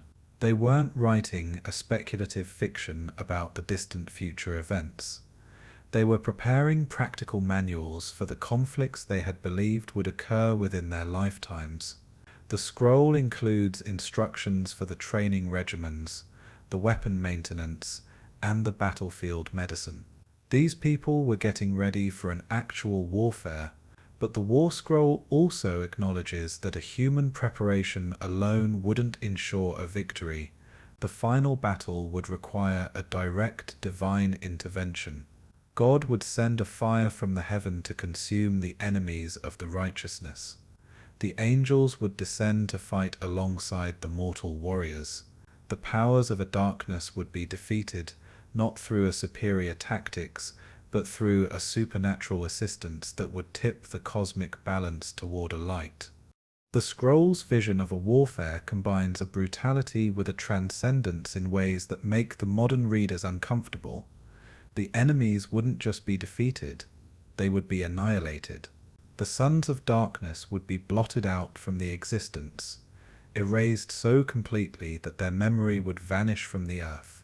This wasn't just a military victory, it was a theological genocide that was justified as a cosmic necessity. Yet the document also emphasizes that the warriors of a light must maintain a ritual purity throughout the conflict. They cannot engage in a warfare while they are spiritually contaminated. A sexual activity, a contact with the corpses, and various other forms of an impurity would disqualify the fighters from participating in a sacred combat. The war would be a holy one in the most literal sense, requiring a holiness from all its participants. The War Scroll influenced the early Christian apocalyptic literature in ways that the scholars are still discovering. The Book of Revelation describes similar battles between the cosmic forces, complete with the angelic armies, the divine weapons, and the ultimate triumph of a good over an evil. The parallels are too numerous and specific to be a coincidental. The Christian apocalypticism had inherited the sectarian Jewish visions of a cosmic warfare. The scroll also reveals how the sectarian groups had processed their frustration with a political powerlessness. The Qumran community couldn't challenge a Roman authority or a temple corruption through any conventional means, but they could imagine a future war where a divine intervention would vindicate their cause and destroy their enemies. The apocalyptic literature provided a psychological compensation for a present weakness. More troubling is the scroll's influence on the later religious movements that had combined a spiritual devotion with a violent revolution. The vision of a holy war that was justified by a cosmic necessity has inspired countless groups throughout the history to take up the arms in God's name. The War Scroll demonstrates how easily a religious fervor can transform into a religious violence when the believers become convinced that they are fighting the ultimate battles between a good and an evil.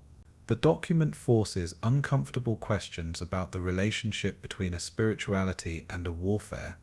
Can a genuine religious experience coexist with a detailed planning for the annihilation of the enemies?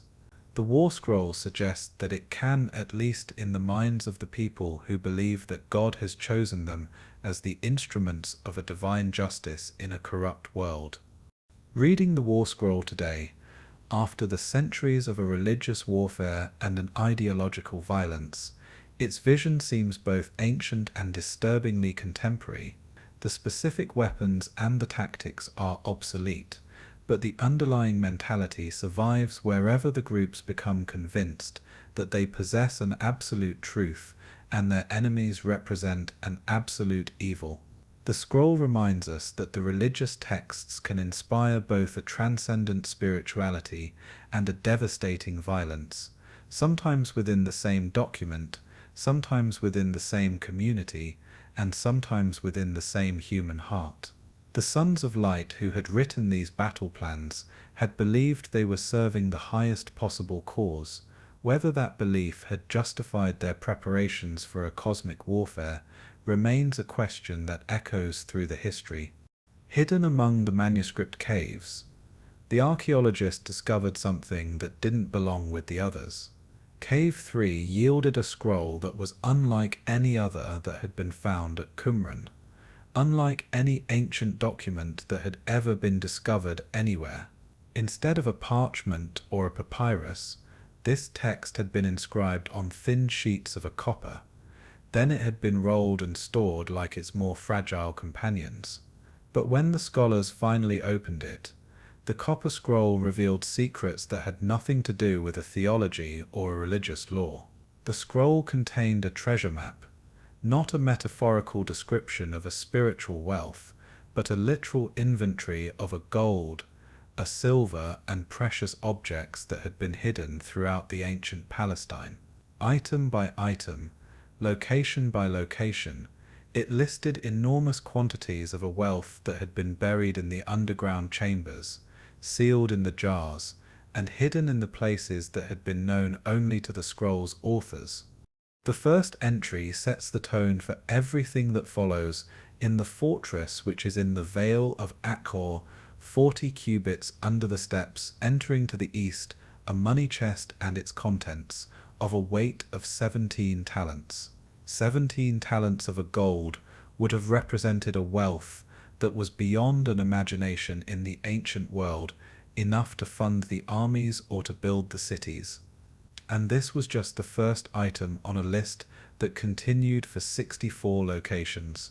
The scroll describes treasures that had been hidden throughout the Judea, from the Jerusalem to the Dead Sea, from the familiar landmarks to the secret locations that may have been known only to the insiders, the underground chambers that were beneath the well-known buildings, the cisterns in the abandoned settlements, and the caves that were marked by the cryptic symbols. The authors had created a comprehensive network of a hidden wealth that was scattered across the landscape. Some locations sound almost mythical in their descriptions.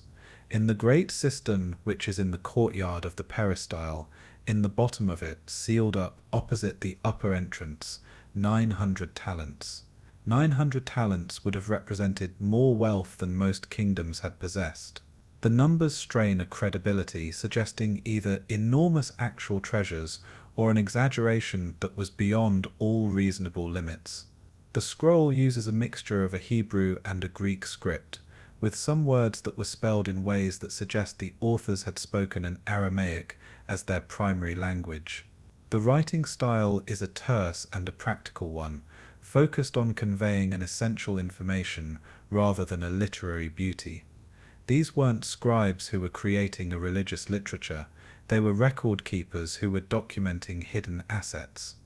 The geographical references in the scroll pose fascinating puzzles for the modern researchers. Some locations are clearly identifiable, while others remain mysterious despite the decades of an investigation. The Valley of Achor appears in the biblical literature and can be located with a reasonable confidence. But what about the House of the Two Pools or the Monument of the Three Bowls? These places may have vanished from the history along with the knowledge of where the treasures were hidden. The inventory includes more than just the precious metals.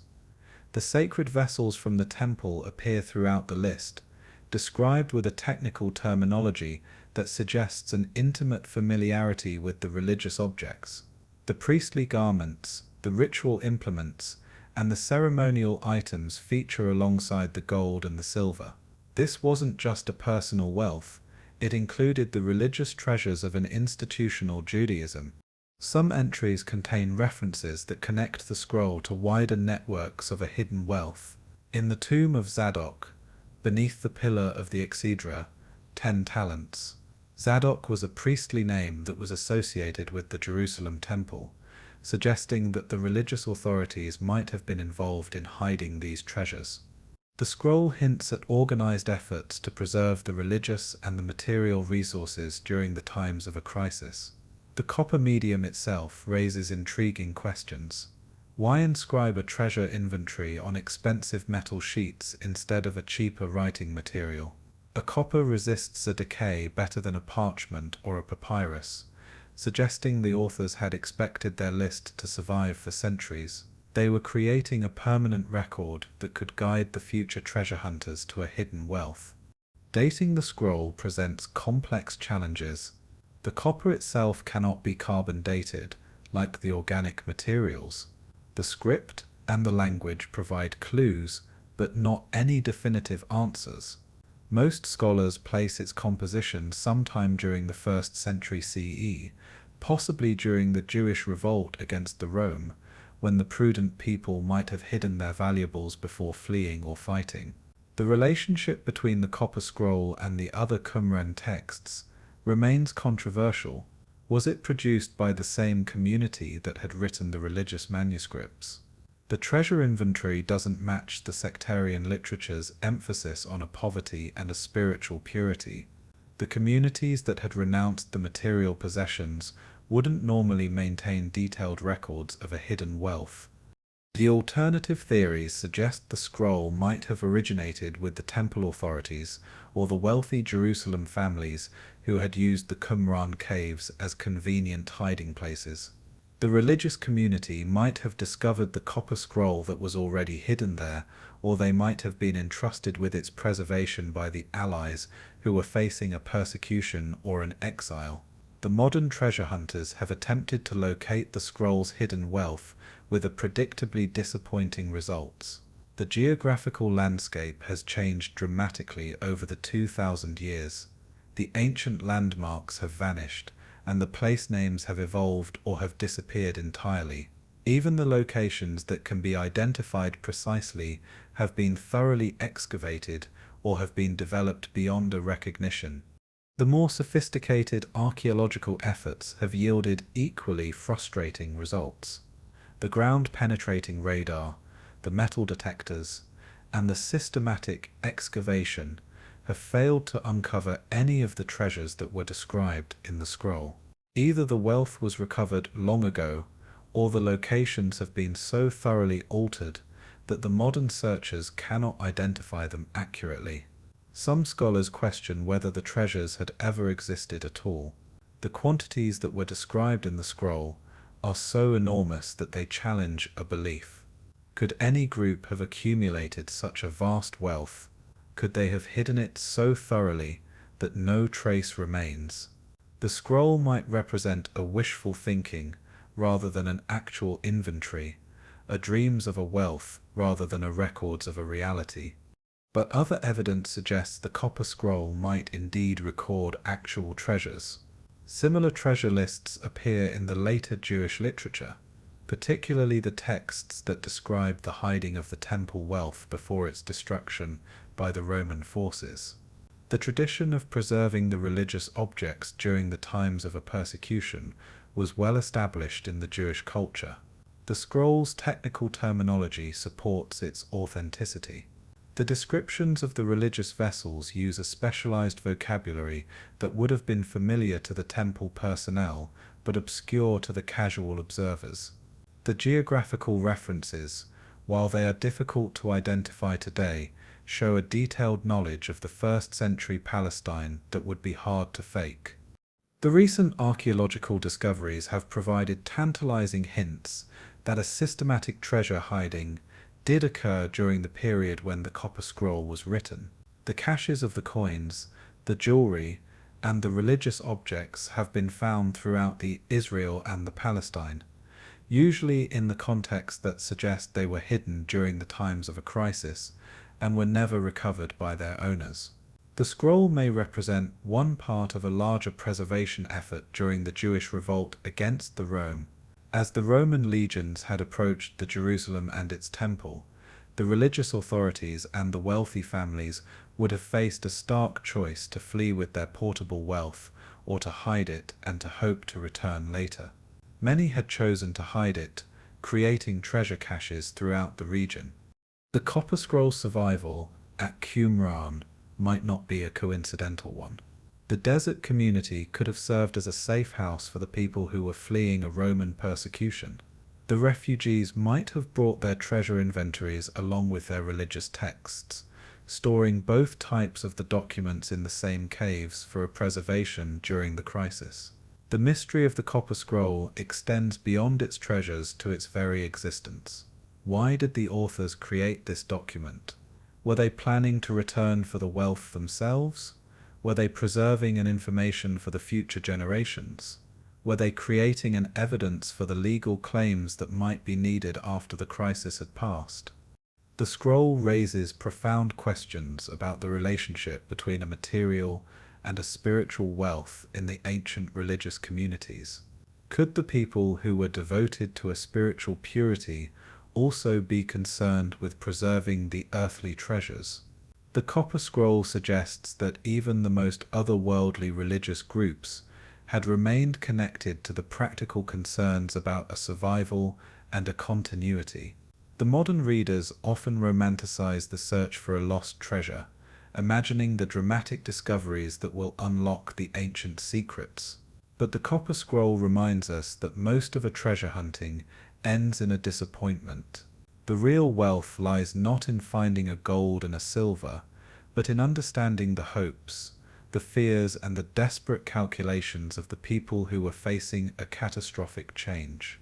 The scroll represents a uniquely human document, a record of the people who were trying to preserve what they had valued the most during the times when everything they had known was being destroyed.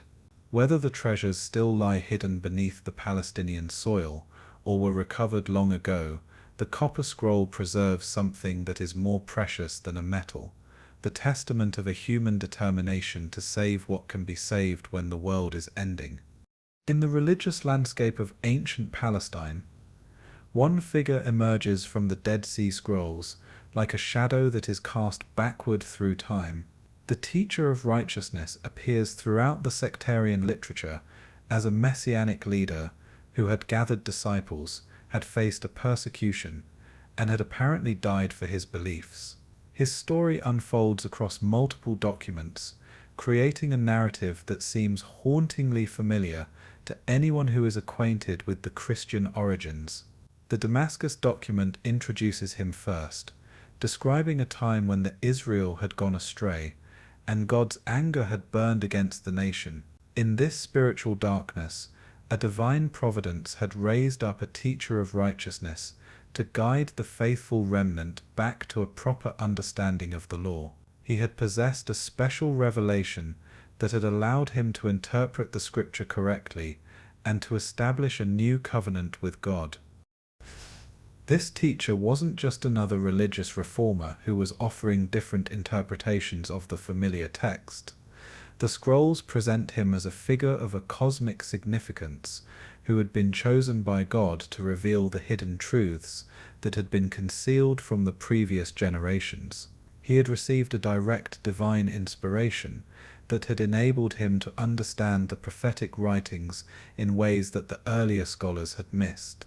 The community rule describes how the followers of the teacher of righteousness had organized themselves into a covenant community that had lived according to his teachings. They had shared their property communally. They had practiced a ritual purification through a water baptism, and they had celebrated sacred meals that had commemorated their special relationship with God. These practices would seem revolutionary if they weren't so familiar to the students of an early Christianity. The Thanksgiving hymns, which had been possibly written by the teacher himself, reveal a figure who had experienced intense spiritual struggles and an ultimate vindication through a divine intervention. The hymns describe someone who had faced a persecution from the religious authorities, had endured an opposition from his former friends, and had found a refuge only in God's protection. The emotional tone suggests a personal experience rather than a literary convention. One hymn speaks directly to the theme of a persecution. "They have banished me from my land, like a bird from its nest, and all my friends and familiar acquaintances have been driven far from me." The teacher's followers had been scattered, his community had been disrupted, and his message had been rejected by the mainstream religious authorities. Yet he had maintained a faith that God would ultimately vindicate his cause. The Pesha text reveal more about the teacher's conflicts with the established religious leadership. These commentaries on the biblical books identify the contemporary figures through the coded references that describe the ongoing struggles between the teacher of righteousness and his primary enemy, who was known as the wicked priest. This opponent appears to have been a high-ranking religious official, possibly even the high priest in Jerusalem. The conflict wasn't merely a theological one, but an intensely personal one. The wicked priest is described as someone who had pursued the teacher of righteousness to swallow him up in his venomous anger. This wasn't a polite disagreement between the scholarly interpreters. It was a bitter hostility that had threatened the teacher's life and the survival of his community. Some texts suggest the teacher of righteousness had met a violent end. The references to his removal or gathering in appear in the contexts that imply a death, possibly an execution at the hands of his enemies. The exact circumstances remain unclear, but the sectarian literature treats his death as a pivotal event that had proved his righteousness and had condemned those who had opposed him. The teacher's followers had believed his death wasn't a final defeat, but a temporary setback. They had expected him to return at the end of the days to judge his enemies and to establish God's kingdom on the earth. This hope of a vindication had sustained the community through a persecution and an exile, providing a theological foundation for their continued existence as a faithful remnant. The chronological puzzle that surrounds the teacher of righteousness creates fascinating implications for understanding the Christian origins. Most scholars date the teacher's career to the 2nd or the 1st century BCE, placing him decades or even centuries before Jesus. If these dates are accurate, then many elements of the Christian story had existed in the Jewish sectarian literature long before the Gospels were written. The parallels extend beyond the general themes to the specific details. Both the teacher and Jesus had gathered small communities of devoted followers. Both had faced an opposition from the established religious authorities. Both had offered new interpretations of the scripture that had claimed a divine authorization. Both had apparently died at the hands of their enemies, and both had been expected by their followers to return in a glory. The similarities raise uncomfortable questions about a Christian uniqueness. Were the Gospel writers familiar with the sectarian literature about the teacher of righteousness? Did they consciously model Jesus' story on the earlier messianic traditions? Or do the parallels reflect the common patterns in how the Jewish communities had processed a religious crisis and a hope? Some scholars argue that the teacher of righteousness might have influenced the early Christianity directly. If the sectarian communities had survived the destruction of Qumran and had integrated with the other Jewish groups, their traditions about the teacher could have shaped the emerging Christian theology. The Baptist movement that was associated with John the Baptist shows striking similarities to the sectarian practices and might represent one such connection. Other researchers emphasize the differences between the teacher and Jesus. The teacher appears to have been primarily a legal interpreter who had offered a correct understanding of a biblical law. Jesus, according to the Christian sources, had claimed an authority that had transcended a legal interpretation altogether. The teacher had worked within a sectarian Judaism, while Jesus had appealed to a broader Jewish society and eventually to the Gentile audiences. The teacher of righteousness also seems to have been a more exclusive figure than Jesus.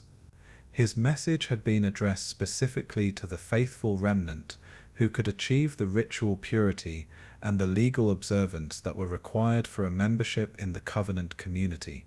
The Christian literature, by a contrast, emphasizes Jesus' outreach to the tax collectors, the sinners, and the other people who wouldn't have qualified for a sectarian membership. But these differences might reflect the perspectives of the later interpreters rather than the historical figures themselves. The Christian sources were written by the people who were trying to distinguish their movement from a Jewish sectarianism. They had theological reasons for emphasizing Jesus' uniqueness and a universal appeal. The earlier traditions might have portrayed Jesus in ways that had seemed more similar to the teacher of righteousness. The question of an influence becomes even more complex when we consider that both figures might have drawn from the common sources in a Jewish messianic expectation. The ancient Judaism had contained rich traditions about the suffering righteous figures who would be vindicated by God. Both the teacher of righteousness and Jesus might represent variations on these shared themes, rather than one influencing the other directly. The teacher of righteousness ultimately remains an enigmatic figure whose historical significance may be impossible to determine precisely. The sectarian literature presents him through the lens of a theological interpretation rather than a biographical interest. His followers were more concerned with what his career had meant for their community's future than with preserving the accurate records of his earthly life. But his presence in the Dead Sea Scrolls serves as a powerful reminder that the religious world into which the Christianity was born had already contained the messianic movements, the sectarian communities, and the theological traditions that would profoundly influence the later developments. The teacher of righteousness may not have been Jesus, but he had prepared the ground in which the Christianity would grow. Among all the documents that were found at Qumran, none was more audacious than the temple scroll. Stretching over 28 feet when it was unrolled, this massive manuscript presented itself as a direct, divine revelation, about how God's sanctuary should be constructed. But this wasn't a commentary on the existing temple in Jerusalem. This was a revolutionary blueprint for replacing it entirely with a structure that would dwarf Solomon's creation and would embody a divine perfection in a stone and a gold. The scroll speaks in God's first person throughout, creating an impression that the reader is receiving direct instructions from the divine architect of the universe. "You shall make the sanctuary that I will create in the midst of the land," the text begins, establishing immediately that this isn't a human planning, but a celestial command. Every measurement, every material, and every ritual detail comes with the authority of an ultimate divine revelation. The temple that was described in the scroll bears little resemblance to the Second Temple that had dominated the Jerusalem during the scroll's composition, where the historical temple had occupied a relatively modest space on the Temple Mount. The scroll's sanctuary would require an area that was roughly the size of the entire ancient city. 3 concentric squares of the courts and the buildings would create a sacred complex that could accommodate hundreds of thousands of the worshippers during the pilgrimage festivals. The innermost court would house the sanctuary building itself, constructed according to the specifications that would blend the biblical descriptions with a visionary elaboration. The gold would cover the surfaces throughout the structure, and the precious stones would be embedded in the walls and the floors according to the patterns that would reflect a celestial harmony. The building would literally shine with a divine glory, visible from the miles away to anyone who was approaching the Jerusalem. The middle court would contain the facilities for the thousands of the priests who were required to operate such a massive religious complex. The chambers for storing the sacred vessels, the kitchens for preparing the offerings, the pools for a ritual purification, and the quarters for the priestly families, which would create a religious city within the larger sacred precinct. The scroll calculates precisely how many priests would be needed for each function and how they should be organized into the rotating divisions. The outer court would accommodate the vast crowds that were expected to attend the festivals in the idealized temple. The covered porticos would provide a shelter for the pilgrims who were traveling from the distant lands. The separate areas would be designated for the different categories of the worshippers, with a careful attention to maintaining a ritual purity and a proper hierarchy. Even the Gentile visitors would have the designated spaces, though at a carefully maintained distances from the sacred center. The scroll's architectural vision extends beyond the temple complex itself to encompass the entire city of Jerusalem. The new walls would be constructed to contain the expanded sacred precincts. The streets would be laid out according to a divine geometry, and the residential areas would be organized to ensure that the priests had lived closest to the temple, with the other residents who were arranged in an order of their religious status and a ritual purity. The water systems receive an elaborate attention, reflecting the scroll's obsession with a ritual cleanliness. The underground channels would carry the fresh water throughout the complex, ensuring the constant supplies for the hundreds of the daily purification ceremonies that were required by the expanded priesthood. The waste disposal systems would remove the impurities instantly, preventing any contamination of a sacred space. The scroll mandates that this new temple should be built not by a human initiative, but by a divine command. The kings and the princes would be required to contribute the materials and the labor. The entire nation would participate in a construction as a religious obligation. The foreign nations would send a tribute to support the project, acknowledging the Israel's God as a sovereign over all the earth. But the temple scroll wasn't just describing an idealized future building, it was making a devastating critique of the existing religious establishment in Jerusalem. By claiming a direct divine authorization for a completely different sanctuary, the scroll's authors were declaring that the current temple was illegitimate, inadequate, and offensive to God. The scroll's calendar requirements made this critique even more explicit. The new temple would operate according to a solar calendar that would divide the year into exactly 52 weeks of 7 days each. This calendar would ensure that the festivals had always fallen on the same days of the week, creating a perfect regularity in the worship cycles. But it was completely incompatible with the lunar calendar that had been used by the Jerusalem temple. This wasn't a minor scheduling dispute.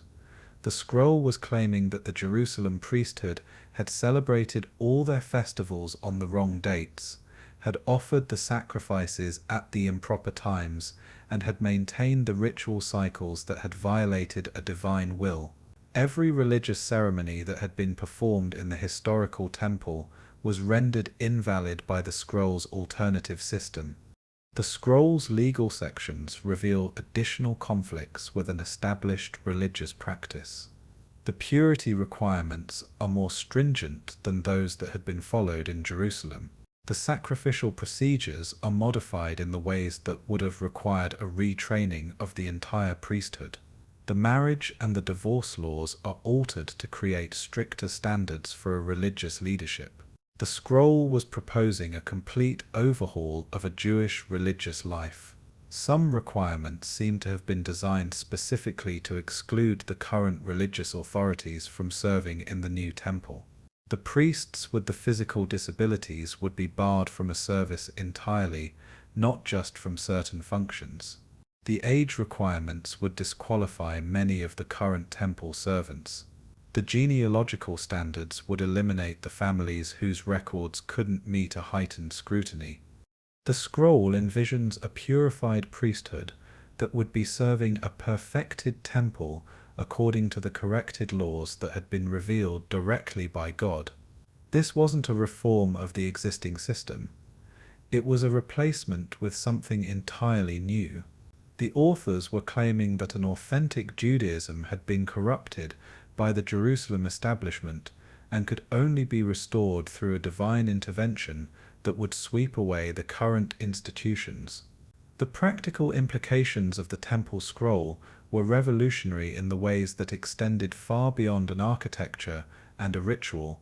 If it had been implemented, the scroll's vision would have required a dismantling of the existing temple, a displacing of the current priesthood, a reorganizing of Jerusalem's layout, and a restructuring of a Jewish religious life according to the sectarian principles. The scroll reveals how thoroughly some of the Jewish groups had rejected the religious status quo of their time. These weren't people who were seeking minor reforms or gradual improvements. They were revolutionaries who had believed that God himself had commanded them to replace the entire religious establishment with a purified alternative. The influence of the temple scroll on the later Jewish and the Christian thought remains debated among the scholars. Some see connections to the elaborate temple visions in the book of Ezekiel and the New Jerusalem that was described in the book of Revelation.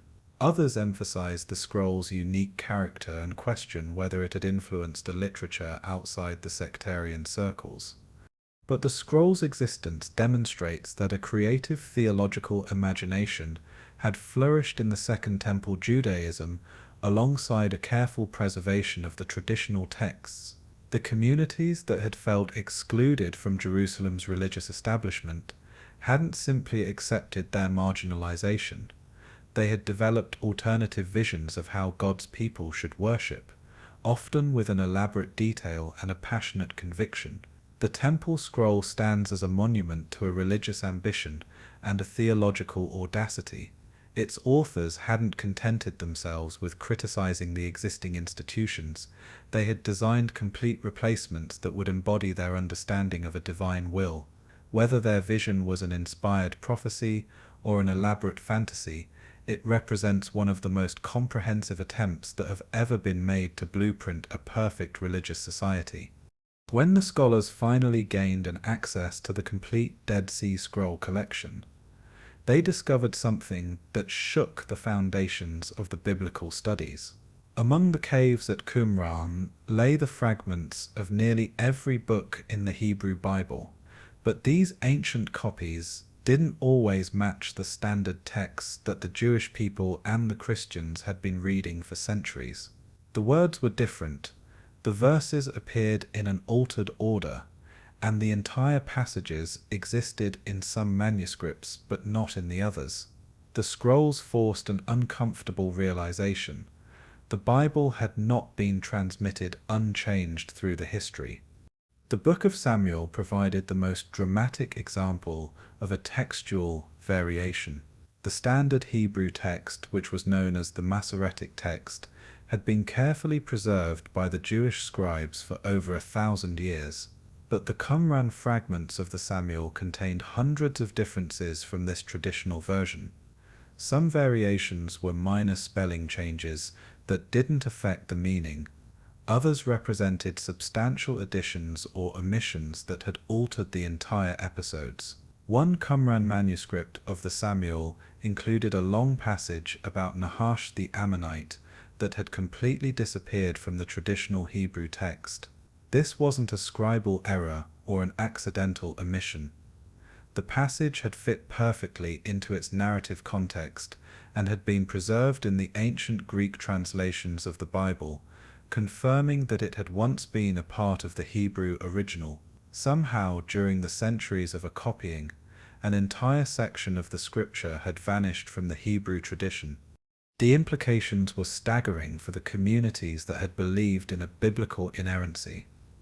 If the Bible had been perfectly preserved by a divine providence, how could the substantial portions have disappeared from the Hebrew text while surviving in a Greek translation? If the scribes had been guided by God to transmit the scripture accurately, why did the ancient manuscripts contain so many variations? The book of Jeremiah presented an even more complex puzzle. The Qumran caves had yielded fragments that represented two distinctly different versions of this prophetic book. One version had closely matched the traditional Hebrew text that appears in the modern Bibles. The other version was significantly shorter, with the chapters that were arranged in a different order and many passages that were either abbreviated or were entirely absent. This shorter version of the Jeremiah wasn't a damaged or an incomplete manuscript. It had represented a coherent, a carefully edited text that had made a perfect sense as it had stood. The ancient Greek translators had used this shorter Hebrew version as the basis for their work, which had explained why the Greek Old Testament had differed so substantially from the later Hebrew manuscripts in its presentation of Jeremiah's prophecies. The discovery had meant that at least two different editions of the Jeremiah had circulated in an ancient Judaism, both of which had been apparently accepted as an authentic scripture by the different communities. There was no single original text that could be identified as the definitive version. Instead, the prophetic book had existed in multiple forms, each with its own textual history and an interpretive tradition. Similar variations had appeared throughout the biblical manuscripts that had been found at Qumran. The Book of Exodus had contained alternate versions of the Ten Commandments that had differed from both the traditional Hebrew text and the Samaritan version. The Psalms had included compositions that weren't found in the standard biblical collections, mixed together with the familiar Psalms, in the arrangements that had suggested the different communities had assembled their sacred songbooks according to the different principles. Even more troubling for the traditional views of a biblical transmission were the Pesher texts that had quoted the scripture in the forms that didn't match any known version of the biblical books. These sectarian commentaries had sometimes cited the passages that couldn't be found in any surviving manuscript, suggesting that the additional variations had existed but hadn't been preserved in the manuscript tradition. The textual variations weren't a random or a chaotic one. The different manuscript traditions seemed to reflect the theological preferences and the interpretive approaches of the communities that had preserved them. The Samaritan community, which had recognized only the first 5 books of the Hebrew Bible as a scripture, had maintained the versions of those books that had supported their distinctive beliefs and practices. The Qumran community had apparently preferred the biblical texts that had emphasized the themes that were important to their sectarian theology. Their manuscripts of the Isaiah and the other prophetic books had sometimes contained the readings that had supported their apocalyptic expectations and their interpretation of the contemporary events as a fulfillment of an ancient prophecy. These discoveries had revolutionized the scholarly understanding of how the Bible had been transmitted through the ancient Jewish communities. Instead of a carefully preserved text that had been passed down unchanged through the generations, the evidence had revealed a complex network of the manuscript traditions that had preserved the biblical books in the multiple versions simultaneously.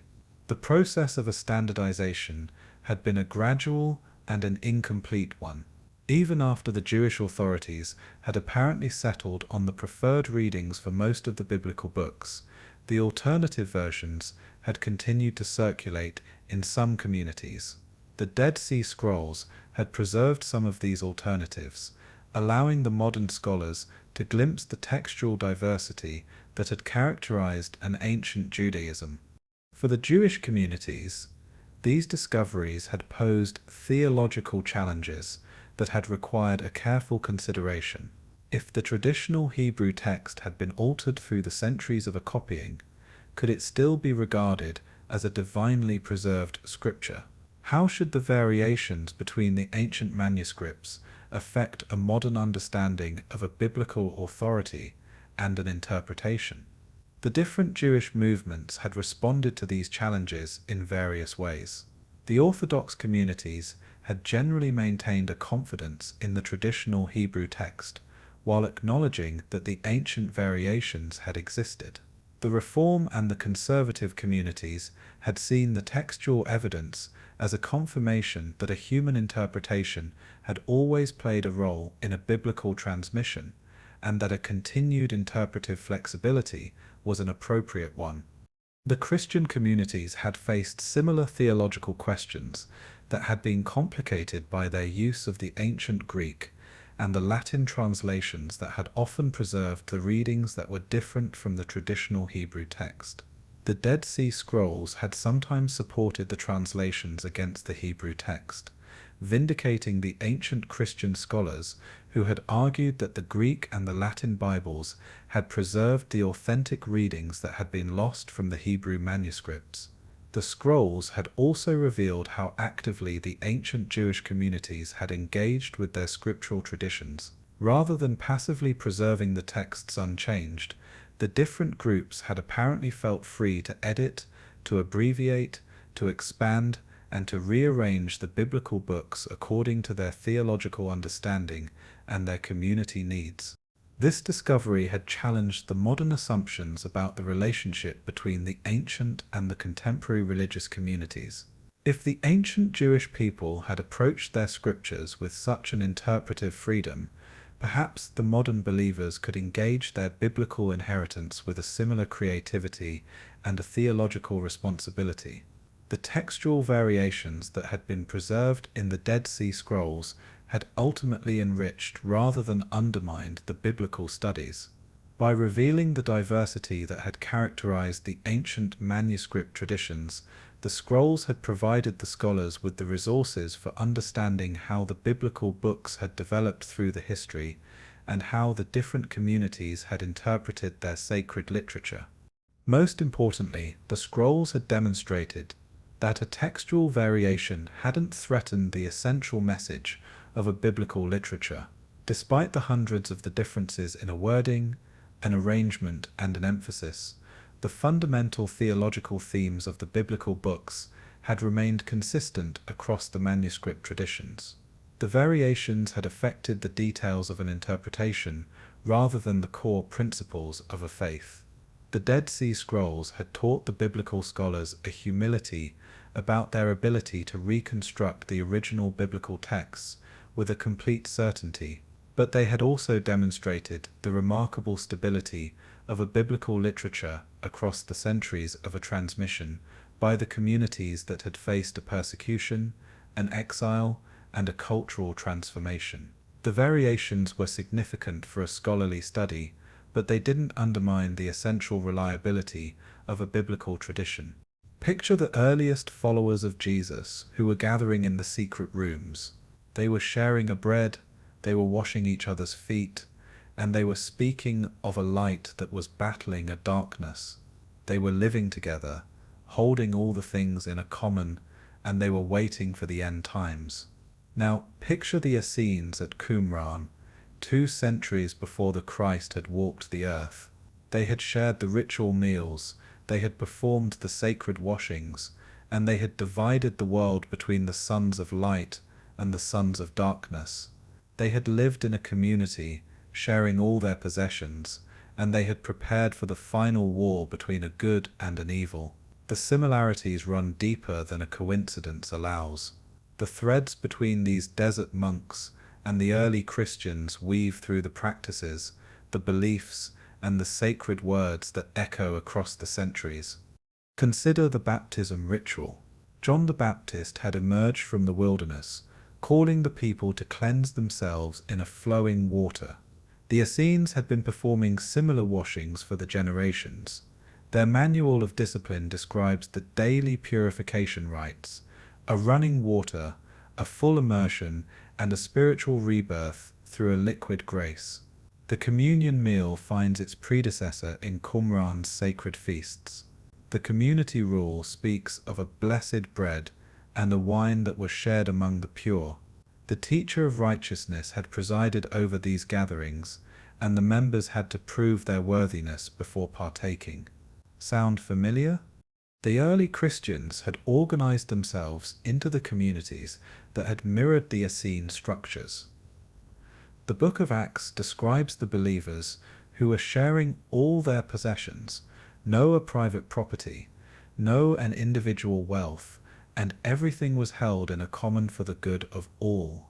The Damascus document from Qumran outlines an identical system that had been written centuries earlier. The language of a light and a darkness permeates both the traditions. John's Gospel speaks of the Christ as the light that was coming into a darkness. The War Scroll divides the humanity between the sons of light and the sons of darkness. Paul writes of a walking in a light versus a walking in a darkness. The Qumran texts use nearly identical phrases. The angels play the central roles in both the belief systems. The early Christians had expected the angelic visitors and the divine messengers. The Essenes had chronicled the detailed encounters with the heavenly beings. Their text described the Michael who was leading the army of a light. The Revelation later echoes these cosmic battles with a strikingly similar imagery. The concept of a new covenant appears in both the traditions. The Jeremiah had prophesied about the God who was writing a law on the human hearts, rather than the stone tablets. The Essenes had seen themselves as the true covenant community. The early Christians had claimed this same identity. Both the groups had believed they were the chosen remnants who were preparing for a divine judgment. A celibacy had marked both the communities as different from a mainstream Jewish practice.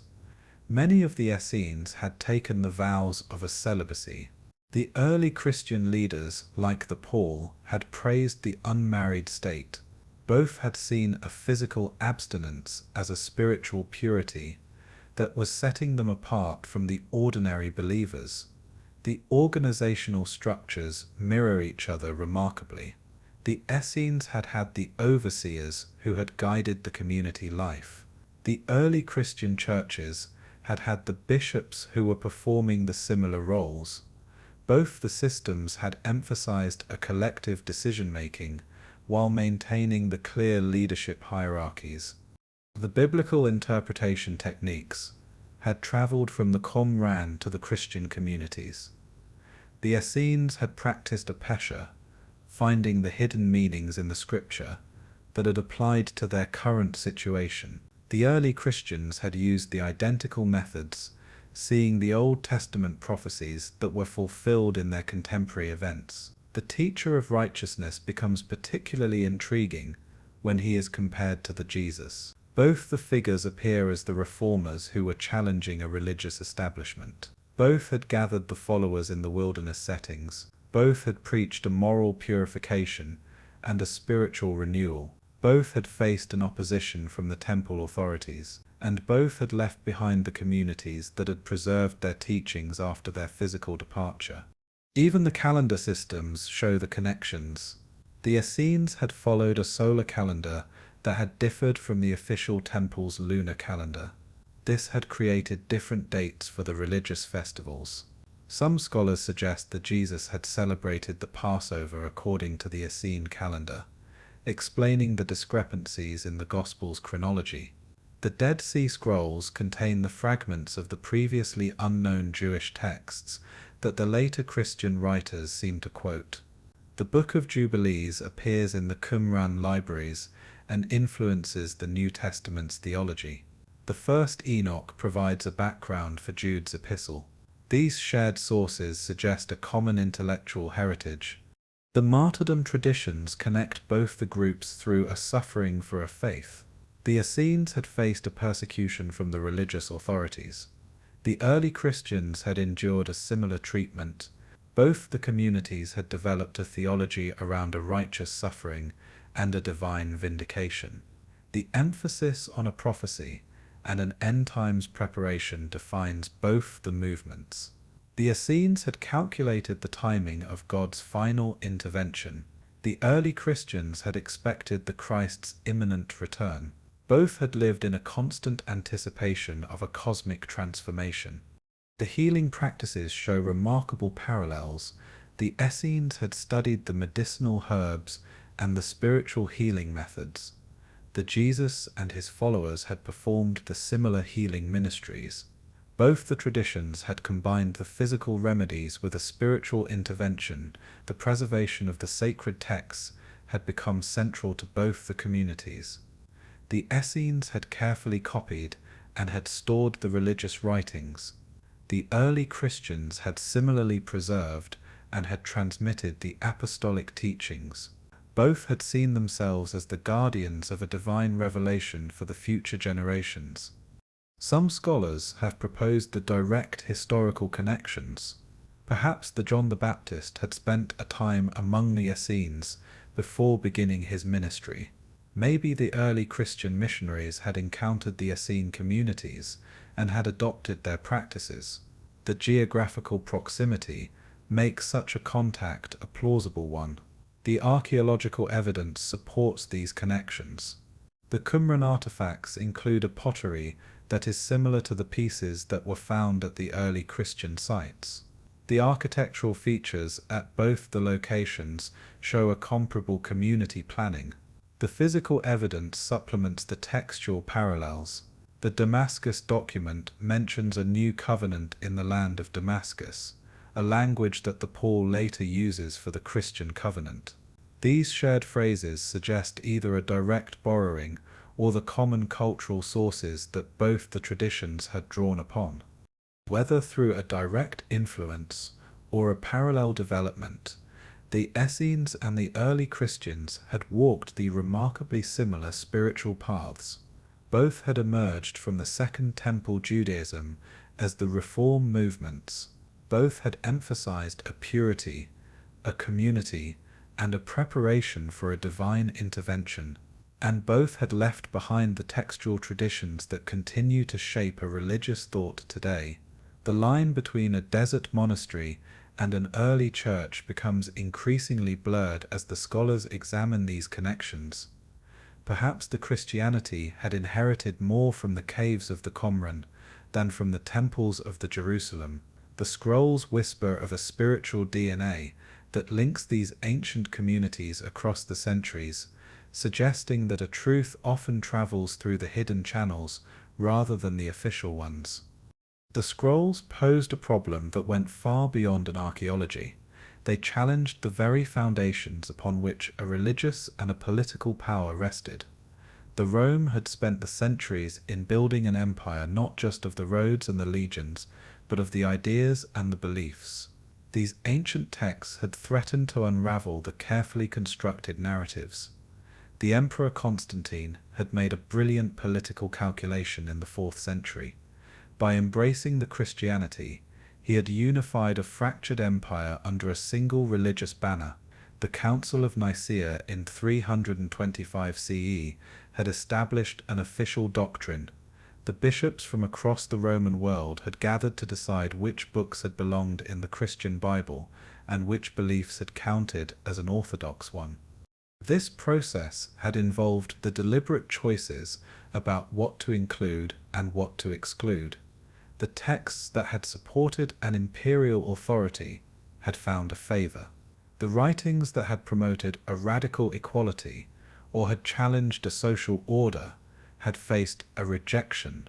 The result was a carefully curated collection that had served both the spiritual and the political purposes. The Essene scrolls had suggested a different story entirely. Here were the Jewish communities that had rejected a temple authority long before the Christianity had emerged. They had practiced a communal living and had shared a property centuries before the Acts had described the early Christian communities who were doing the same. Their teacher of righteousness had preceded the Jesus by the generations, yet he had taught the remarkably similar principles. More troubling still, the scrolls had revealed the fluid nature of the scripture itself. The biblical texts that had been found at Qumran had often differed from the standardized versions that the later had become the canonical ones. The words had changed, the passages had appeared or had disappeared, and the entire stories had evolved across the different manuscript traditions. This fluidity had undermined the claims of a biblical inerrancy that had become central to a Christian doctrine. If the very words of the scripture could change over the time, how could they represent an unchanging divine truth? The implications had rippled through the centuries of a theological certainty. The Roman authorities had understood these dangers intuitively. They had witnessed how the alternative scriptures could fuel a rebellion. The Gnostic texts of the 2nd and the 3rd centuries had attracted the followers who had challenged an orthodox Christianity. The Montanist movement had proclaimed a continuing revelation through the prophetic utterances. Each alternative tradition had required a suppression to maintain a religious unity. The strategy that had emerged had combined an official doctrine with a systematic exclusion. The church councils had condemned the texts that had deviated from the approved teachings. The heretical writings had faced a destruction. The communities that had preserved the alternative traditions had found themselves to be persecuted as the threats to a public order. The process had intensified.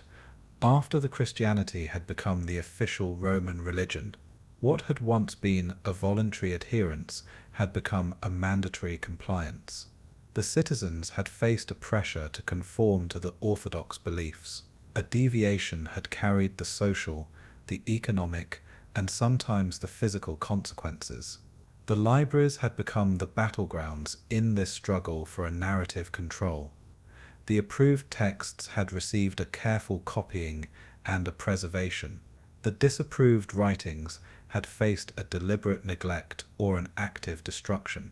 The great library of Alexandria, which had once been a center of a diverse learning, had gradually narrowed its focus to align with the imperial preferences.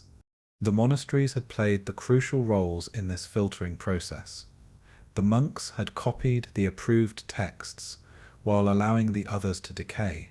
The scriptoriums that had preserved a Western learning through the Dark Ages had also determined which learning would survive. Their selections had shaped an intellectual development for the centuries. The Council of Carthage in 397 CE had finalized the Christian biblical canon. This decision had excluded the numerous texts that had been used by the various Christian communities. The Gospel of Thomas, the Acts of Paul and the Clara, and the Apocalypse of Peter had all found themselves to be relegated to the category of an apocryphal or a heretical literature. By the medieval period, the system had become largely a self-reinforcing one. The scholars had studied only the approved texts. The theologians had built the arguments on the sanctioned foundations. The alternative perspectives had disappeared from an academic discourse. The narrow range of the preserved sources had made the alternative interpretations to be increasingly difficult to sustain. The Inquisition had represented the ultimate development of this control system. Beginning in the 12th century, the church authorities had actively sought out and had eliminated the heretical beliefs. The books had been burned, the scholars had faced a trial, and the entire communities had suffered a persecution for maintaining the alternative traditions. This systematic approach had proved to be a remarkably effective one. By the Renaissance, most of the knowledge of the alternative Christian traditions had vanished from a European consciousness. The dominant narrative had appeared to be the only narrative. The Orthodox Christianity had seemed to represent the natural development of an apostolic teaching rather than one option among many. The printing press had created new challenges for this control system. The books had become cheaper and more widely available. The ideas could spread faster than the authorities could suppress them. The Protestant Reformation had demonstrated how quickly the alternative interpretations could gain a popular support when they had become accessible. The religious authorities had adapted by developing new strategies for managing information. The Index Librorum Prohibitorum, the list of the prohibited books, had attempted to control what the Catholics could read. The Protestant denominations had developed their own mechanisms for defining an acceptable doctrine and excluding the dangerous ideas. The universities had emerged as the important gatekeepers in this process. The academic theology departments had determined which sources had deserved a study and which could be safely ignored. A scholarly consensus had become a tool for maintaining the intellectual boundaries. The students had learned to work within the approved frameworks rather than questioning the fundamental assumptions. The 19th century had brought new challenges as an archaeology had begun to uncover the ancient texts that had been lost for the centuries. The discovery of the Codex Sinaiticus and the other early biblical manuscripts had revealed the textual variations that the scholars could no longer ignore. An academic honesty had begun to compete with an institutional loyalty. The religious institutions had responded with the sophisticated apologetics that had acknowledged the textual problems while maintaining the essential doctrines. A biblical criticism had emerged as a discipline that could examine the scripture scientifically while preserving the faith commitments. This approach had allowed the scholars to engage with the difficult evidence without abandoning the core beliefs. The Dead Sea Scrolls had represented the ultimate test of this delicate balance. Here were the texts that had predated the Christianity, yet they had contained the remarkably similar teachings. They had revealed the diversity of the Second Temple Judaism, while showing the constructed nature of a later orthodoxy. They had demanded an honest examination, while threatening the comfortable certainties. The initial response had followed the familiar patterns. The access had been restricted to a small group of the trusted scholars. The publication had been delayed while the implications were being assessed. The religious authorities had maintained a careful oversight of the research directions. The goal had been to manage a revelation rather than to prevent it entirely. But the modern world had proved to be more difficult to control than the medieval monasteries. The scholarly communities had demanded an access. The journalists had investigated the delays, and a public interest had grown as the stories of a suppression had spread. The old strategies of a containment had begun to fail in an age of a mass communication and an academic freedom. The struggle between a truth and a control that had begun with the Constantine continues today, played out in the university departments, the religious institutions, and the public forums, where the ancient texts meet the modern questions about an authority, an authenticity, and the power to define a spiritual truth. Deep beneath the Vatican City, in the climate-controlled chambers that few will ever see, rest some of history's most sensitive documents. The Vatican's secret archives, which were recently renamed the Vatican Apostolic Archives, contain roughly 53 miles of a shelving. Somewhere in this vast collection, the whispers suggest, lie the materials that are related to the Dead Sea Scrolls that have never seen a public light. The Vatican's involvement with the scrolls had begun almost immediately after their discovery. The Father Roland de Vaux, a Dominican priest and an archaeologist, had become one of the original members of the international team that had been granted an access to the manuscripts. His position had given the Catholic Church an unprecedented influence over how these ancient texts would be interpreted and presented to the world.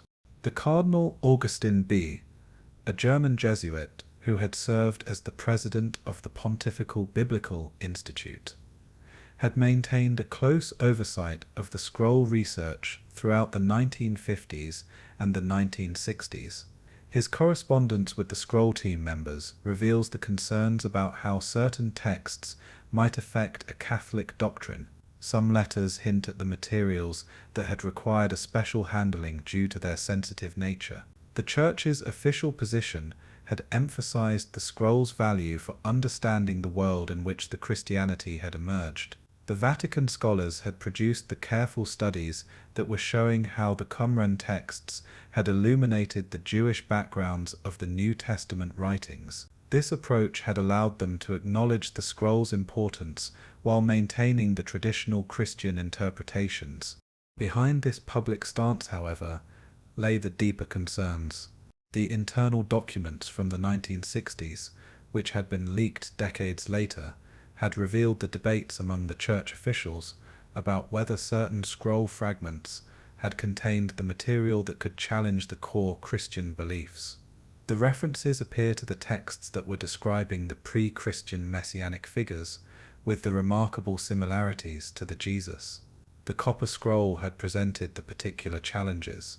This unique document, which had been inscribed on a metal rather than a parchment, had contained what had appeared to be a treasure map that was listing the vast quantities of a gold and a silver that had been hidden throughout the ancient Palestine. Some researchers had suggested this treasure might have belonged to the Jerusalem temple, raising the questions about the economic relationships between the various Jewish groups in the first century. More intriguing were the fragments that had seemed to describe the initiation rituals and the sacred meals that were bearing the striking resemblances to the Christian sacraments. If these practices had preceded the Christianity by the decades or the centuries, they could undermine the claims about the unique origins of a baptism and a communion. Such revelations might shake the faith of the ordinary believers while providing an ammunition for the Church's critics. The Vatican's response had involved a careful management rather than an outright suppression. The Father de Vaux and his colleagues had published the selected texts while delaying the others that had required a further study. The translation choices had emphasized the interpretations that had supported a traditional Christian understanding. The alternative readings that might prove to be problematic had received a little attention in the official publications. The private correspondence between the Vatican officials and the scroll scholars reveals the delicate balancing act that was involved. The Church had wanted to participate in a legitimate biblical scholarship while protecting a doctrinal integrity. This had meant supporting a research that had enhanced an understanding of the Christian origins while discouraging the investigations that might prove to be embarrassing or disruptive. The Pontifical Biblical Commission had issued the guidelines for the Catholic scholars who were working with the scrolls. These directions had emphasized the importance of interpreting the ancient texts within the framework of a church teaching. The scholars could pursue the historical questions but had needed to remember their responsibilities as the faithful Catholics when they were drawing the theological conclusions. Some researchers had chafed at these restrictions. The Father Joseph Fitzmyer, a prominent American biblical scholar, had later described the pressure he had felt to conform his interpretations to the Church's expectations.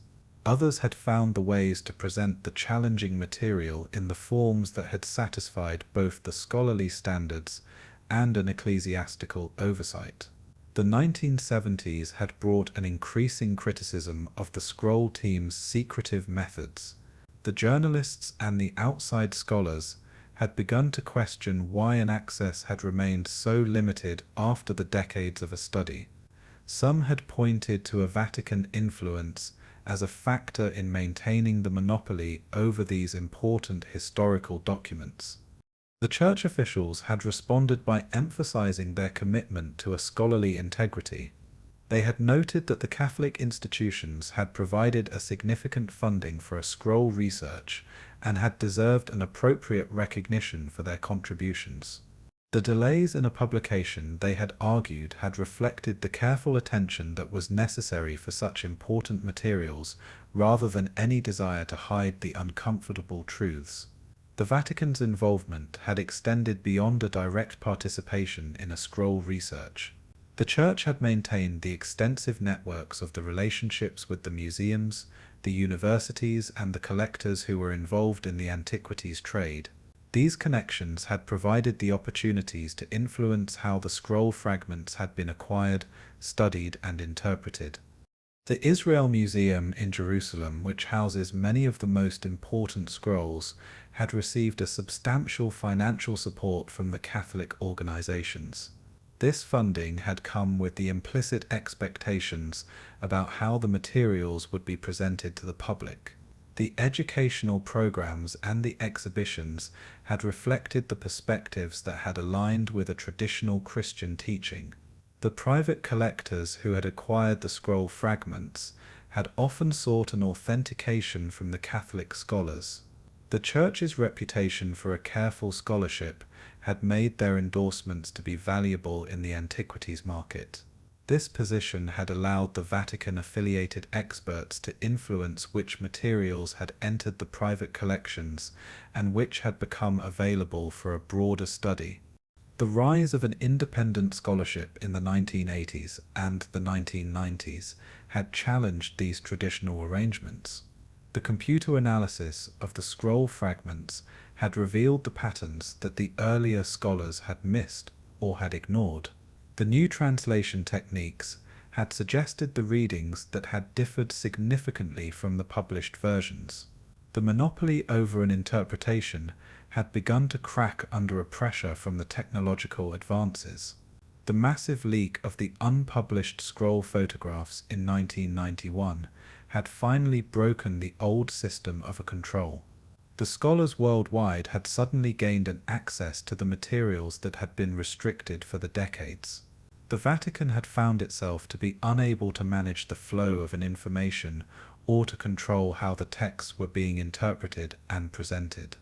The internal church documents from this period, which had been later obtained through the Freedom of Information requests, show a considerable anxiety about the implications of an unrestricted scroll access. The officials had worried that the sensationalized interpretations might damage a church's credibility or might mislead the faithful about the Christian origins. The response had involved a shift toward a more open engagement with a scroll scholarship. The Vatican museums had begun to host the exhibitions that had acknowledged the complexity of the early Jewish and the Christian relationships. The church scholars had published the articles that were addressing the difficult questions that had been raised by the scroll texts.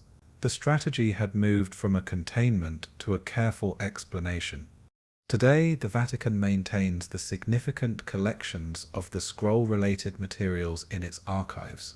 The researchers who gain an access describe the photographs of the fragments that have never been published, the correspondence between the scholars and the church officials, and the internal reports that are analyzing the theological implications of the various discoveries. The freedom of information laws and the changing attitudes towards a scholarly transparency have made some of these materials to be available to the researchers. However, the significant portions remain to be classified, particularly the documents that are dealing with the Church's strategic responses to the challenging discoveries.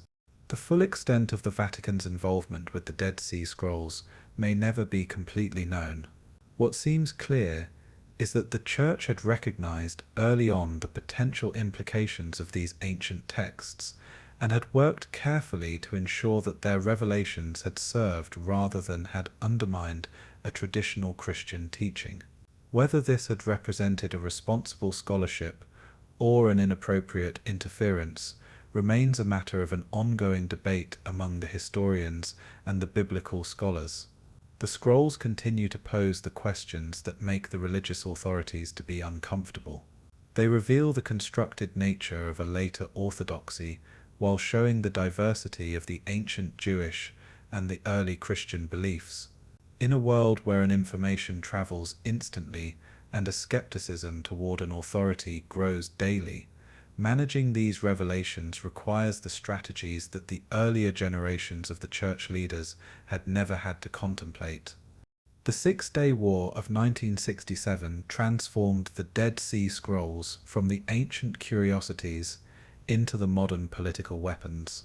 When the Israeli forces had captured the East Jerusalem and the West Bank, they had gained a control not only of a territory but of a history itself. The scrolls, which had been scattered across the various collections and the institutions, had suddenly become the symbols of a national identity and a divine mandate. The Israeli archaeologist Yigael Yadin had been pursuing the scroll fragments through the private dealers and the international auction houses for the years. The war had given him an unprecedented opportunity to consolidate these scattered pieces under an Israeli control. Within the months, his team had acquired several of the major scroll collections that had been housed in a Jordanian territory. The timing had seemed almost a prophetic one to many of the Israelis.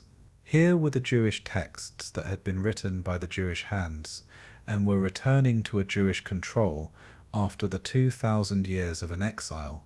The scrolls had appeared to validate the modern Israel's claims to an ancient Palestine. They had provided the historical roots that had reached back to the Second Temple period, connecting the contemporary Israelis to their ancestors in the ways that had transcended the recent political arrangements. The Prime Minister, Levi Eshkol, had understood the propaganda value of this narrative. The state ceremonies had welcomed the scrolls to a home. The educational programs had emphasized their significance for a Jewish identity, and the tourist sites had been developed around the Qumran and the Israel Museum, where the Shrine of the Book had displayed the most important finds to the millions of the visitors. The scrolls had become particularly important for a Christian Zionism, a movement that had seen the modern Israel as a fulfillment of a biblical prophecy. The American evangelical leaders had pointed to the discovery and the recovery of these ancient texts as an evidence of a divine blessing on the Jewish state. The donations had flowed from the Christian organizations that were eager to support what they had seen as the God's plan that was unfolding in the history. This religious enthusiasm had translated into a political support that had proved to be a crucial one for an Israeli diplomacy. When the United Nations had passed the resolutions that were critical of the Israeli policies, the Christian Zionist organizations had mobilized their considerable resources to defend the Israel's positions. The scrolls had provided a tangible evidence that the Jewish people had belonged in this land by a divine right, not merely by a political arrangement. The Palestinian intellectuals had responded by developing the counter-narratives that had emphasized the multicultural history of the region. They had pointed out that the Essenes who had written the scrolls might have included the ancestors of the modern Palestinians as well as the Jewish people. The texts themselves had revealed a diversity within an ancient Judaism that had undermined the simple claims about a continuous ethnic presence. The archaeological politics had become increasingly complex as both the sides had claimed the scrolls for their historical narratives. The Israeli scholars had emphasized the Jewish elements in the texts while downplaying the broader cultural contexts. The Palestinian researchers had highlighted the connections to the local populations and the traditions that had transcended the narrow ethnic categories. The international scholarly community had found itself to be caught between these competing claims. The American universities that had received funding from the pro-Israel donors had faced a pressure to support the interpretations that had favored the Israeli positions. The European institutions with the significant Muslim populations had encountered the different expectations from their diverse constituencies. The Intifada uprisings of the 1980s and the 2000s had brought the new dimensions to a scroll politics. The Palestinian protesters had sometimes targeted the archaeological sites as the symbols of an occupation and a cultural appropriation. The Israeli security forces had responded by increasing a protection for the Qumran and the related locations, turning the historical sites into the militarized zones. Some of the Palestinian scholars had accused the Israeli archaeologists of a deliberately suppressing of an evidence that might complicate the claims about a Jewish continuity in the land. They had pointed to the delays in publishing certain fragments and had suggested that the materials that were showing a cultural mixing or a non-Jewish influences were being hidden or were being minimized. The Israeli researchers had responded that the political considerations had never influenced their scholarly work. They had noted the international composition of the scroll research teams and the rigorous peer review processes that had governed a publication. Any delays had reflected the careful attention that such important materials had deserved, rather than an ideological bias. The rise of the settlement movements in the West Bank had added another layer to these debates. Some of the religious settlers had claimed the scrolls as a validation for their presence in the areas like the Hebron and the Bethlehem. The ancient Jewish communities that had been descrolled texts had provided a historical precedent for a modern Jewish settlement throughout the biblical heartland. These claims had alarmed both the Palestinian residents and the Israeli moderates, who had feared that a religious nationalism was overwhelming the practical political considerations. The scrolls had become the symbols not just of a Jewish presence but of a Jewish entitlement to the entire territory between the Jordan River and the Mediterranean Sea. The American foreign policy toward the Middle East had begun to incorporate the scroll-related themes as a Christian Zionist influence had grown within the Republican Party. The political candidates had spoken of a fulfilling of a biblical prophecy through a support for an Israeli expansion. The ancient texts had provided a religious justification for the contemporary geopolitical strategies. The academic conferences on a scroll research had become the venues for a subtle political advocacy. The scholars from the different countries had found their interpretations to be influenced by their nation's diplomatic positions. The funding sources had shaped the research priorities in the ways that the participants had rarely acknowledged explicitly, but had understood implicitly.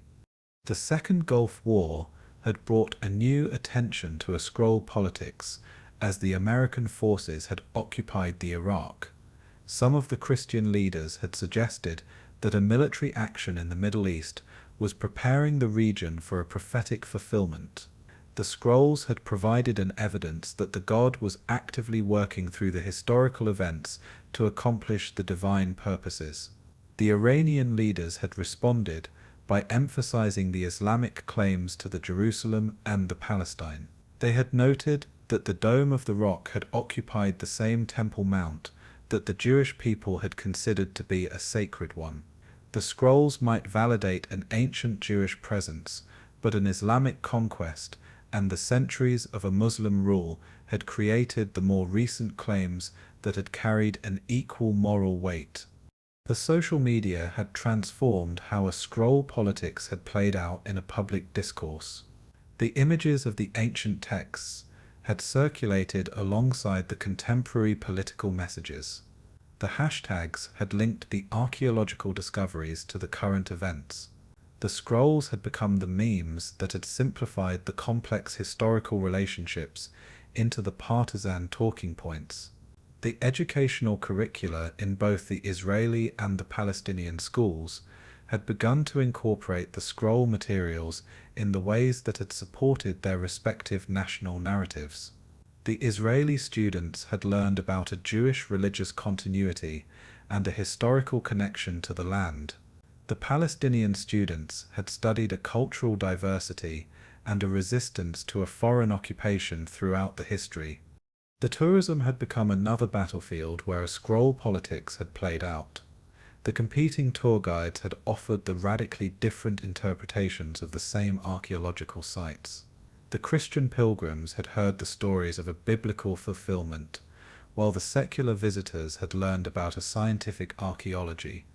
The same physical evidence had supported the multiple incompatible narratives.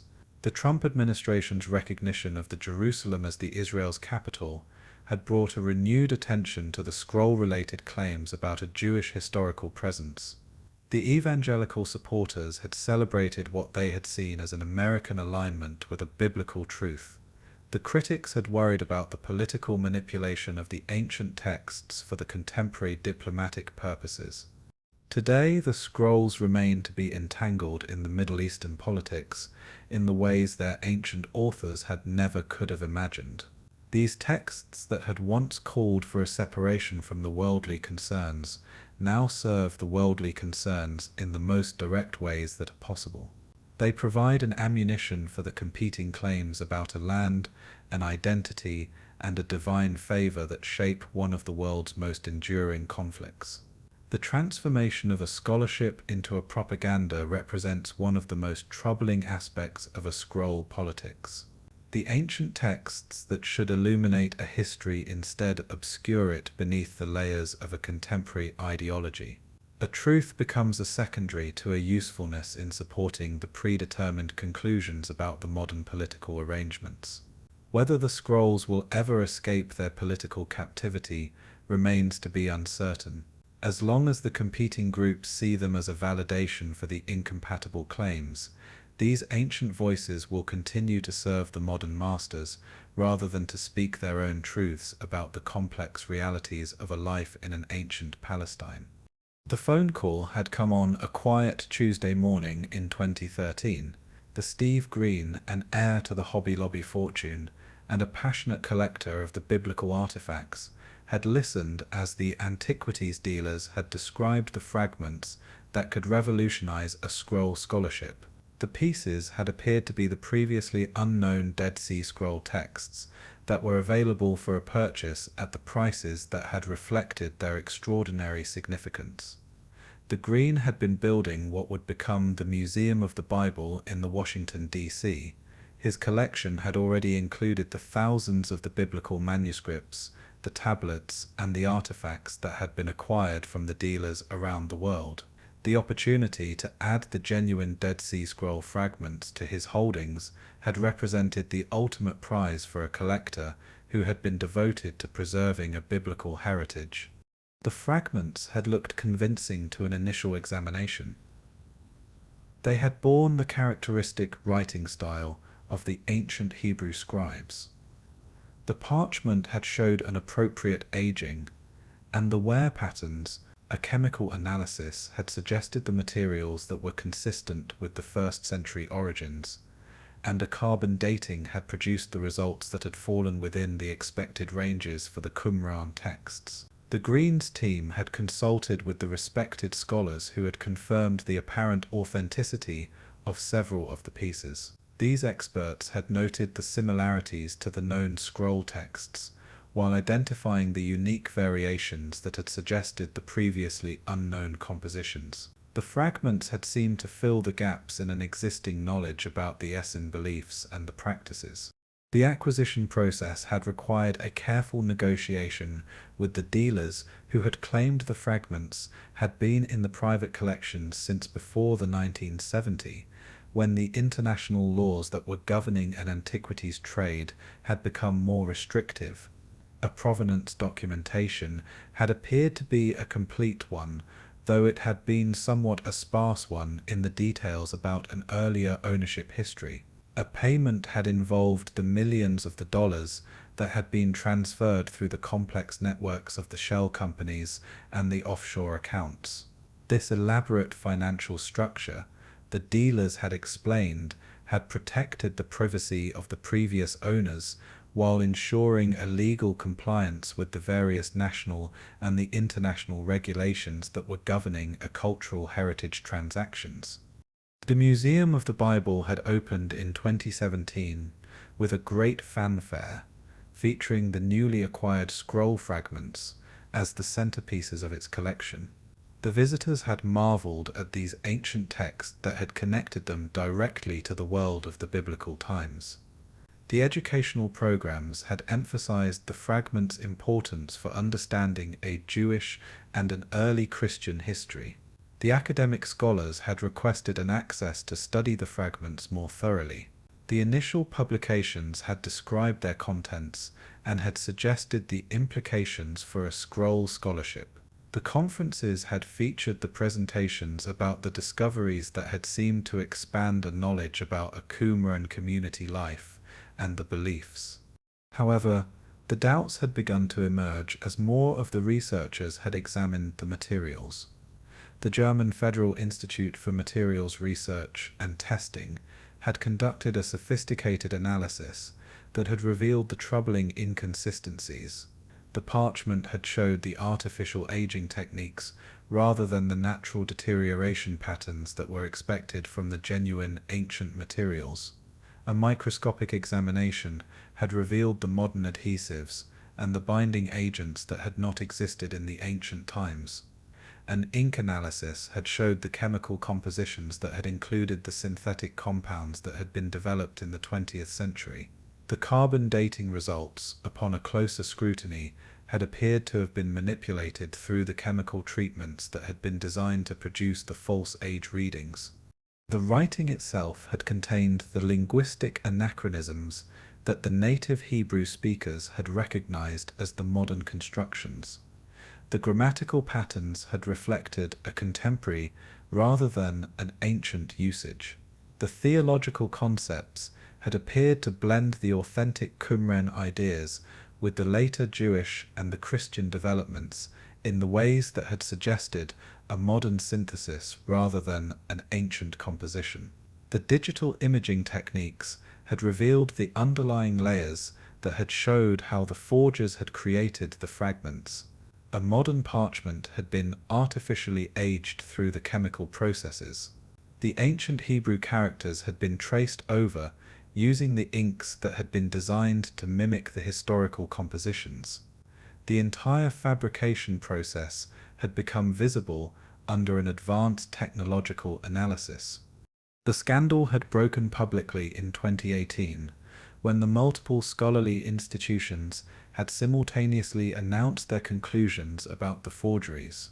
The Museum of the Bible had faced the embarrassing revelation that its prized scroll fragments were the elaborate fakes that had been created by the sophisticated criminal networks that had deceived the collectors and the scholars worldwide. An investigation had revealed a complex operation that had been centered in a modern-day Palestine, where the skilled craftsmen had developed the techniques for creating the convincing biblical forgeries. These workshops had employed the traditional materials and the methods that had been combined with a modern chemistry to produce the artifacts that could fool the initial examinations by even the experienced scholars. The forgers had studied the authentic scroll fragments intensively, learning to replicate the writing styles, the material properties, and the aging patterns that had characterized the genuine ancient texts. They had developed the chemical processes for an artificially aging of a parchment and a creating of the patina effects that had suggested the centuries of a natural deterioration. A market demand for the biblical artifacts had created the economic incentives that had made a forgery to be an extremely profitable one. The wealthy collectors, who had been eager to own the pieces of a biblical history, had been willing to pay the enormous sums for the authentic appearing materials. The combination of the high prices and a limited supply had made a fraud to be an almost inevitable one. The authentication process itself had become to be compromised by the conflicts of an interest and an inadequate scientific analysis. The scholars who had stood to benefit from the new discoveries had sometimes proved to be less skeptical than a rigorous examination had required. The dealers who had earned the commissions on the sales had had the obvious incentives to confirm an authenticity rather than to question it. The legal investigations had revealed that the forgery network had been operating for the decades, producing the fake artifacts from the multiple ancient civilizations. The Dead Sea Scroll fragments had represented just one product line in an operation that had also created the false Egyptian papyri, the Mesopotamian tablets, and the classical inscriptions for the collectors worldwide. The sophistication of the modern forgery techniques poses the ongoing challenges for the authentication processes. A chemical analysis that had once seemed to be a definitive one can now be defeated by the countermeasures that have been developed specifically to fool a scientific testing. A carbon dating can be manipulated through the treatments that alter the apparent age readings. A digital technology adds the new dimensions to the forgery problem. A high-resolution scanning allows the forgers to study the authentic texts in an unprecedented detail. A computer analysis of the ancient writing patterns enables them to replicate the individual scribal hands with a remarkable accuracy. A three-dimensional printing permits a creation of the artifacts that replicate not just a surface appearance, but a physical structure. The psychological aspects of a forgery's success reveal the uncomfortable truths about a human nature and a scholarly objectivity. The people want to believe in the extraordinary discoveries that confirm their pre-existing beliefs. The collectors desire the unique possessions that set them apart from the others. The scholars seek a fame through an association with the revolutionary findings. These desires create the cognitive biases that the forgers exploit systematically. An authentication becomes to be less a rigorous one when the potential buyers desperately want the materials to be a genuine one. The red flags get to be ignored or to be rationalized away when the financial and the emotional investments have already been made in the particular outcomes. The Museum of the Bible had responded to the forgery revelations by implementing the more rigorous authentication procedures, and by working with a law enforcement to investigate the criminal networks that were involved. However, a damage to the institution's credibility had proved to be a lasting one, raising the questions about the reliability of the other items in its collection. The scandal had illuminated the broader problems within the antiquities market, where the legal and the ethical standards vary widely across the different jurisdictions. The objects move through the complex chains of an ownership that obscure their origins and make an authentication to be a difficult one. The collectors and the dealers operate in the grey areas where a legal ownership and a historical accuracy both remain to be a questionable one. And academic institutions face the pressures that compromise their ability to serve as the objective arbiters of an authenticity. A funding from the wealthy donors creates the conflicts of an interest when those same donors seek a validation for their collections. A career advancement can depend on maintaining the relationships with the collectors and the dealers who control and access to the important materials. The technological arms race between the forgers and the authenticators continues to escalate as both the sides develop the more sophisticated tools and the techniques. The new methods for detecting a fraud emerge regularly, but the criminals adapt their approaches to defeat the latest authentication technologies. The battle between a deception and a detection shows no signs of a resolution. A public trust in an archaeological and a biblical scholarship has suffered as the forgery scandals multiply. When the experts can be fooled by the fake artifacts, the ordinary people lose a confidence in the professional claims about an ancient history. A skepticism extends beyond the specific discoveries to question the entire enterprise of using a material evidence to understand the past. The Dead Sea Scroll forgeries represent more than a simple criminal fraud. They reveal the complex relationships between a faith, a scholarship, a commerce, and a truth in a contemporary culture. When the ancient texts become the commodities to be bought and sold, their meaning becomes a secondary to their market value. A truth itself becomes just another product that is competing for a consumer's attention in a marketplace where an authenticity is increasingly difficult to determine and even harder to preserve. The question seems to be a simple enough one until you try to answer it. In the storage rooms across the Jerusalem, the fragments of an ancient parchment rest in the climate-controlled cases. Each piece is potentially worth the millions on the antiquities market. Some bear the Israeli Museum labels, others display the American University markings, and a few show the private collector tags. But who actually owns these pieces of a history? The Bedouin shepherds, who had first discovered the scrolls in 1947, had followed the ancient customs about the found objects. In their culture, a treasure that had been discovered in the caves had belonged to whoever had found it. They had sold their discoveries to the antiquities dealers in the Bethlehem, beginning a chain of the transactions that would span the decades and would cross the multiple continents. The Khalil Iskandar Shaheen, who was known as Kando, had become the primary middleman in these early transactions. His antiquity shop in the Bethlehem had served as the headquarters for a network that had connected the Bedouin finders with the international collectors. The money had changed the hands in the back rooms, while the priceless manuscripts had moved through the channels that had respected a profit more than a provenance. The Jordanian Department of Antiquities had claimed a legal authority over the archaeological discoveries that were within its territory.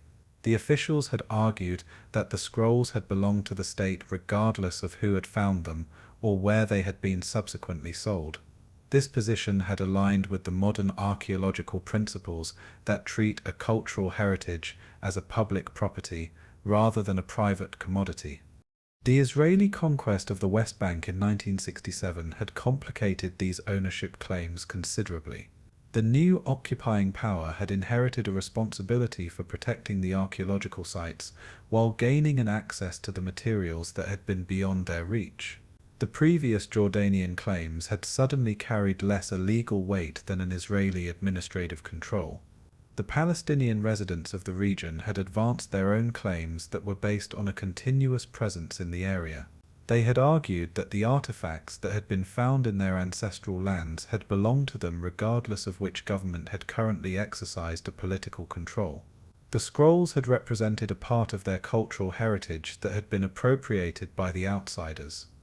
The American institutions had entered the ownership debates through the purchasing agreements with the various dealers and the collectors. The universities and the museums had argued that their acquisitions had been legitimate under an international law as it had existed at the time of a purchase. They had emphasized their role in preserving and in studying the materials that might otherwise have been lost or have been destroyed. The Vatican's involvement had added another layer of a complexity to the ownership questions. The church officials had claimed that their scholarly contributions to a scroll research had given them the special rights to a continued access and an influence over how the materials were being studied and were being interpreted. A religious authority had competed with a national sovereignty in determining who could make the decisions about these texts. The legal battles had erupted regularly as the different parties had pressed their claims through the various court systems. The Jordanian laws had conflicted with the Israeli regulations. The American courts had applied the different standards than the European tribunals, and the international conventions had proved to be inadequate for resolving the disputes that had involved the multiple jurisdictions and the competing legal traditions. The practical result was a patchwork of the ownership arrangements that had satisfied no one completely while creating an ongoing uncertainty about the legal status of many of the fragments. Some pieces had changed the hands multiple times, as the court decisions had shifted the balance between the different claimants. Others had remained in a legal limbo for the decades, while a litigation had proceeded. And academic access had become a hostage to these ownership disputes. The scholars who had wanted to study the particular fragments had had to navigate the complex permission processes that had involved the multiple institutions and the authorities. The research projects had stalled while the administrators had argued over a jurisdiction and a control. The UNESCO Convention of 1970 had attempted to establish the international standards for a cultural property protection. This agreement had required the member nations to prevent an illegal export of the archaeological materials and to return the objects that had been illegally removed from the other countries. However, the convention had applied only to the future transactions, leaving the existing ownership claims to be unresolved. The private collectors had found themselves in the particularly vulnerable positions as the legal standards had evolved. The materials that had been purchased legally under the older regulations had suddenly faced the challenges under the newer, more restrictive laws. The collectors who had spent the fortunes in acquiring the pieces had discovered that their ownership rights were less secure than they had believed. The rise of the indigenous rights movements worldwide had influenced the discussions about a scroll ownership.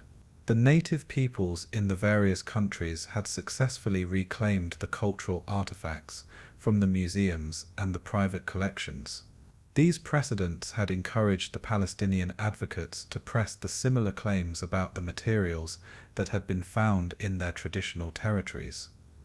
And economic considerations had complicated the moral arguments about a rightful ownership.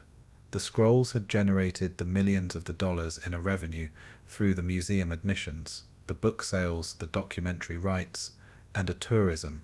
The various parties had claimed the shares of these profits that were based on their contributions to a preservation, a research, or a public education.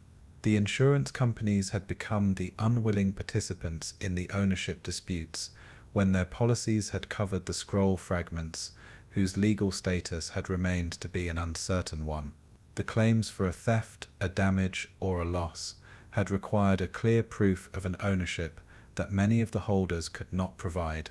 Some of the valuable pieces had become to be effectively uninsurable due to the clouded title issues. The Internet age had brought the new dimensions to the ownership debates, as the digital copies of the scroll images had circulated freely online.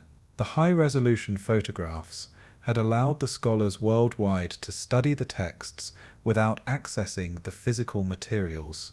This democratization of an information had challenged the traditional gatekeeping roles while raising the questions about the intellectual property rights in the ancient texts. The forgery scandals had further complicated the ownership questions by revealing how easily an authentication could be manipulated.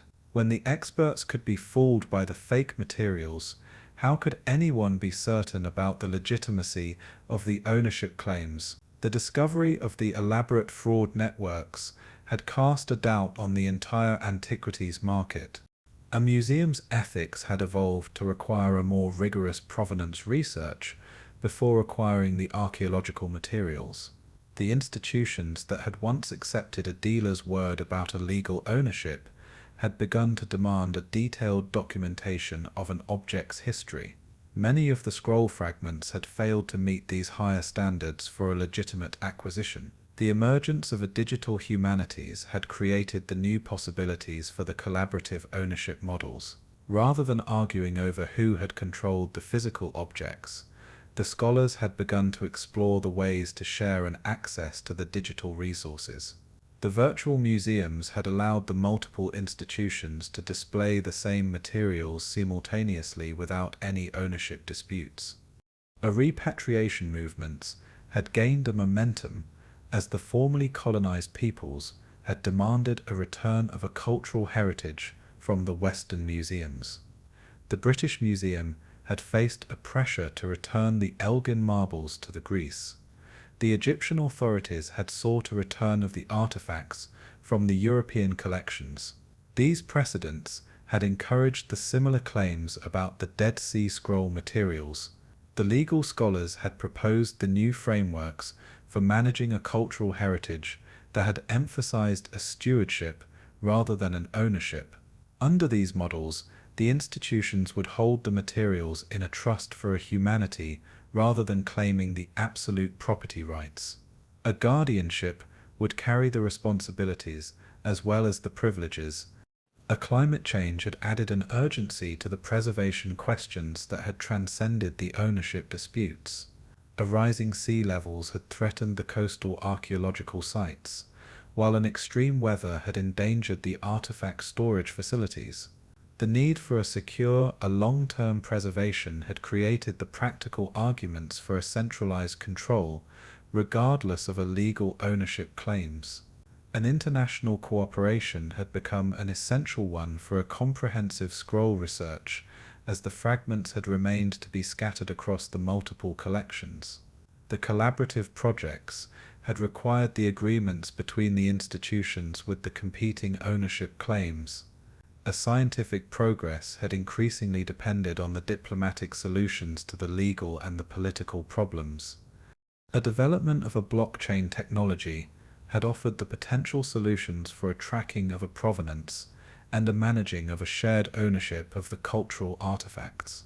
The digital certificates could create the tamper-proof records of an object's history, while enabling the multiple parties to hold the partial ownership stakes in the same items. The young scholars who were entering the field had found themselves to be inheriting the ownership disputes that had been ongoing for the decades. A career advancement had depended on gaining an access to the materials whose legal status had remained to be an uncertain one. The next generation of the researchers had faced the institutional barriers that had been created by their predecessors' inability to resolve the fundamental questions about who had controlled these ancient texts. The public opinion surveys had revealed that most of the people had believed the archaeological discoveries should belong to all of the humanity rather than the individual nations, the institutions, or the collectors. However, a translating of this idealistic vision into the practical policies had proved to be a challenging one when a real money and an institutional prestige were at a stake. The COVID-19 pandemic had highlighted the vulnerability of the distributed collections when the travel restrictions had prevented the scholars from accessing the materials that had been housed in the distant institutions. The digital alternatives had become more important while a physical access had become more difficult. The crisis had accelerated the trends toward a virtual collaboration that might eventually make the ownership questions to be less a relevant one. Today, an ownership of the Dead Sea Scroll materials remains to be a complex web of the competing claims, the legal uncertainties, and the practical compromises. No, a single authority controls all of the fragments. No, a clear legal framework governs all of the disputes.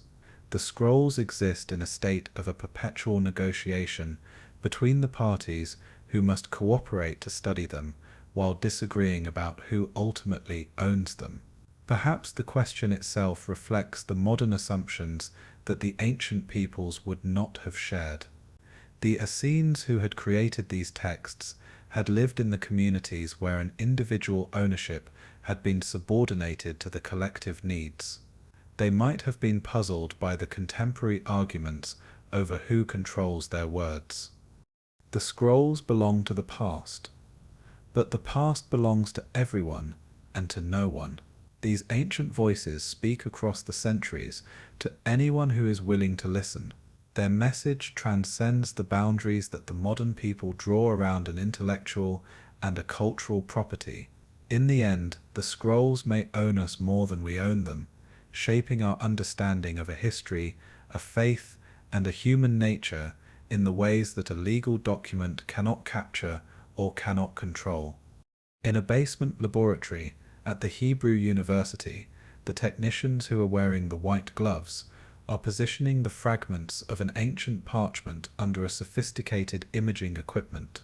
The multiple cameras are capturing every detail from the different angles, while a specialized lighting is revealing the text that the human eyes cannot see. The Dead Sea Scrolls are experiencing their second life in a digital form. The transformation had begun in the 1990s, when a computer technology had finally become a sophisticated enough one to handle the complex challenges of a photographing of the extremely fragile materials. A traditional photography had damaged some of the fragments through a heat and a chemical exposure. The digital methods had promised a preservation without a further harm to the originals.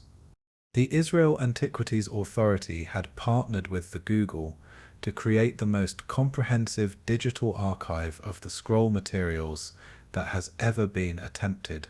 The high-resolution cameras had captured the images at the resolutions that are far exceeding a human visual capability. Every crack, a stain, and a faded character had become a visible one in the ways that the previous generations of the scholars could never have achieved. An infrared imaging had revealed the text that had become an invisible one to a normal light.